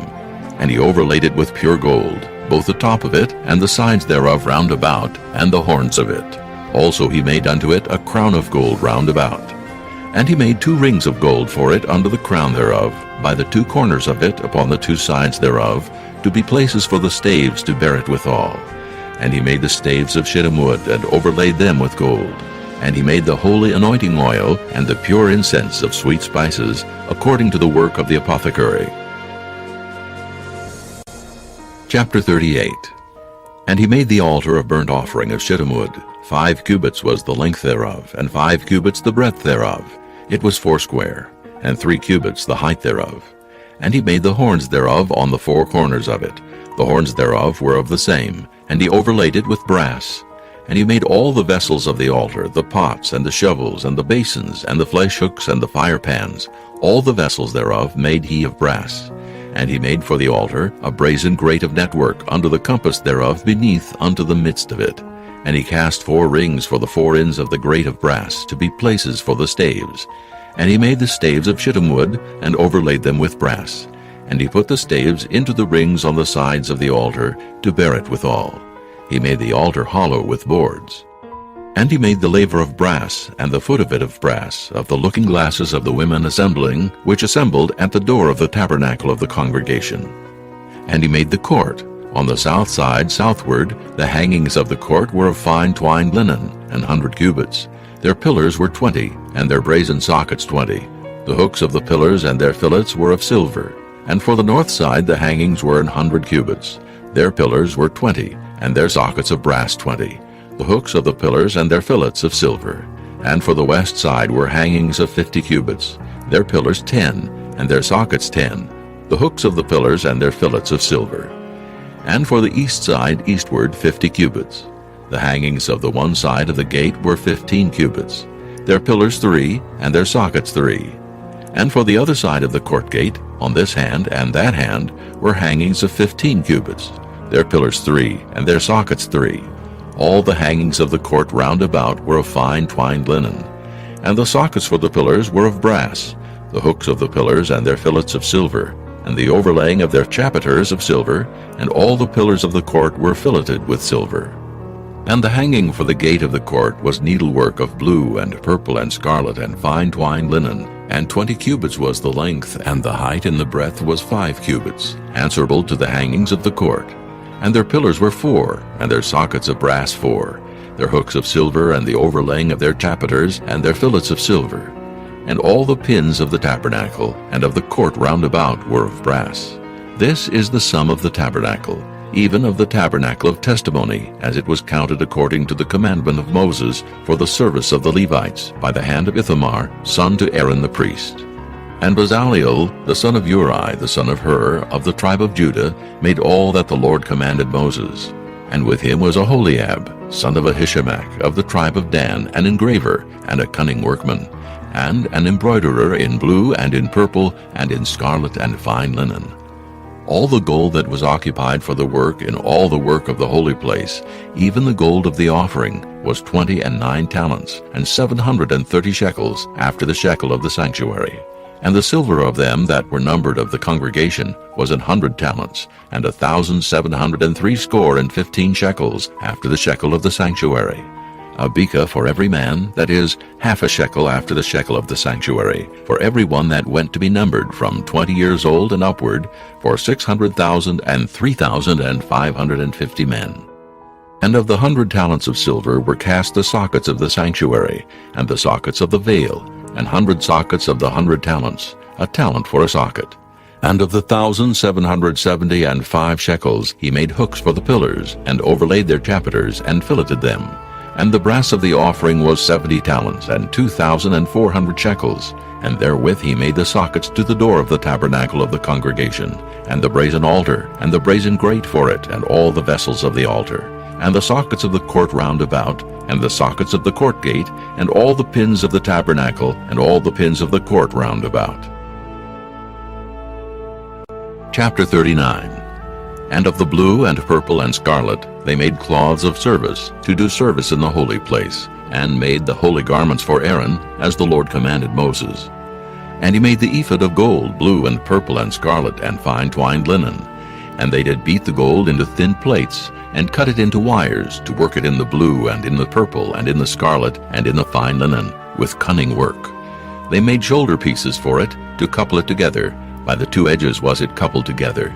And the curious girdle of his ephod that was upon it was of the same, according to the work thereof, of gold, blue, and purple, and scarlet, and fine twined linen, as the Lord commanded Moses. And they wrought onyx stones enclosed in ouches of gold, graven as signets are graven, with the names of the children of Israel. And he put them on the shoulders of the ephod, that they should be stones for a memorial to the children of Israel, as the Lord commanded Moses. And he made the breastplate of cunning work, like the work of the ephod of gold, blue, and purple, and scarlet, and fine twined linen. It was 4 square, They made the breastplate double, a span was the length thereof, and a span the breadth thereof, being doubled. And they set in it 4 rows of stones. The first row was a sardius, a topaz, and a carbuncle. This was the first row. And the second row, an emerald, a sapphire, and a diamond. And the third row, a ligure, an agate, and an amethyst. And the fourth row, a beryl, an onyx, and a jasper. They were enclosed in ouches of gold in their enclosings. And the stones were according to the names of the children of Israel, 12, according to their names, like the engravings of a signet, every one with his name according to the 12 tribes. And they made upon the breastplate chains at the ends of wreathen work of pure gold. And they made 2 ouches of gold, and 2 gold rings, and put the 2 rings in the 2 ends of the breastplate. And they put the 2 wreathen chains of gold in the 2 rings on the ends of the breastplate. And the 2 ends of the 2 wreathen chains they fastened in the 2 ouches, and put them on the shoulder pieces of the ephod before it. And they made 2 rings of gold, and put them on the 2 ends of the breastplate, upon the border of it, which was on the side of the ephod inward. And they made 2 other golden rings, and put them on the 2 sides of the ephod underneath, toward the forepart of it, over against the other coupling thereof, above the curious girdle of the ephod.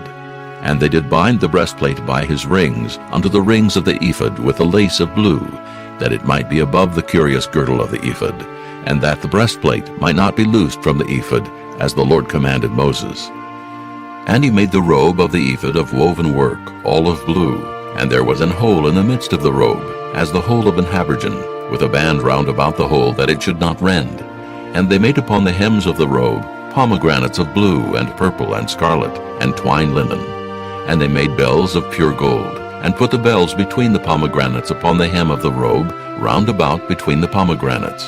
A bell and a pomegranate, a bell and a pomegranate, round about the hem of the robe to minister in, as the Lord commanded Moses. And they made coats of fine linen of woven work for Aaron and for his sons, and a mitre of fine linen, and goodly bonnets of fine linen, and linen breeches of fine twined linen, and a girdle of fine twined linen, and blue and purple and scarlet, of needlework, as the Lord commanded Moses. And they made the plate of the holy crown of pure gold, and wrote upon it a writing, like to the engravings of a signet, Holiness to the Lord.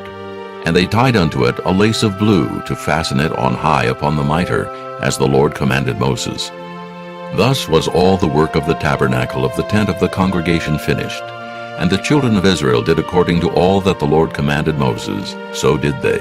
And they brought the tabernacle unto Moses, the tent and all his furniture, his tacks, his boards, his bars, and his pillars, and his sockets, and the covering of ram skins dyed red, and the covering of badger skins, and the veil of the covering, the ark of the testimony, and the staves thereof, and the mercy seat, the table and all the vessels thereof, and the showbread, the pure candlestick with the lamps thereof, even with the lamps to be set in order, and all the vessels thereof, and the oil for light, and the golden altar, and the anointing oil, and the sweet incense, and the hanging for the tabernacle door, the brazen altar, and his grate of brass, his staves, and all his vessels, the laver and his foot, the hangings of the court, his pillars, and his sockets, and the hanging for the court gate, his cords and his pins, and all the vessels of the service of the tabernacle for the tent of the congregation, the cloths of service to do service in the holy place, and the holy garments for Aaron the priest, and his sons' garments, to minister in the priest's office. According to all that the Lord commanded Moses, so the children of Israel made all the work. And Moses did look upon all the work, and behold, they had done it as the Lord had commanded. Even so had they done it, and Moses blessed them. Chapter 40. And the Lord spake unto Moses, saying, On the first day of the first month shalt thou set up the tabernacle of the tent of the congregation. And thou shalt put therein the ark of the testimony, and cover the ark with the veil.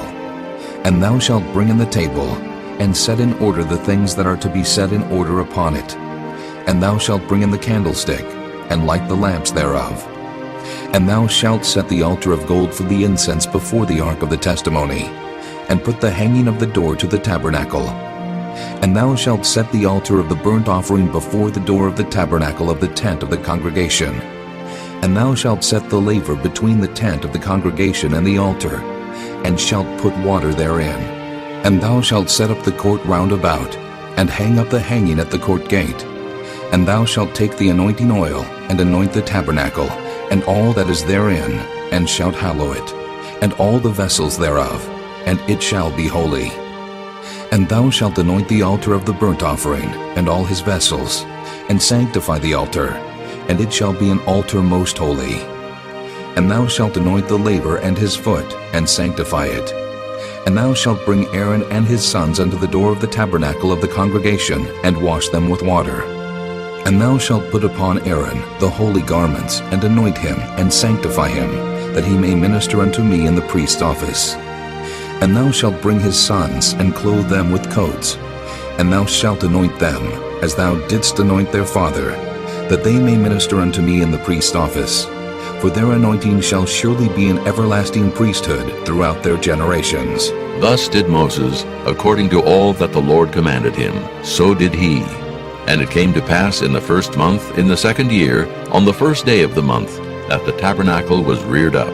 And Moses reared up the tabernacle, and fastened his sockets, and set up the boards thereof, and put in the bars thereof, and reared up his pillars.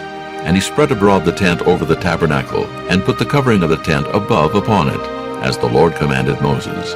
And he took and put the testimony into the ark, and set the staves on the ark, and put the mercy seat above upon the ark. And he brought the ark into the tabernacle, and set up the veil of the covering, and covered the ark of the testimony, as the Lord commanded Moses.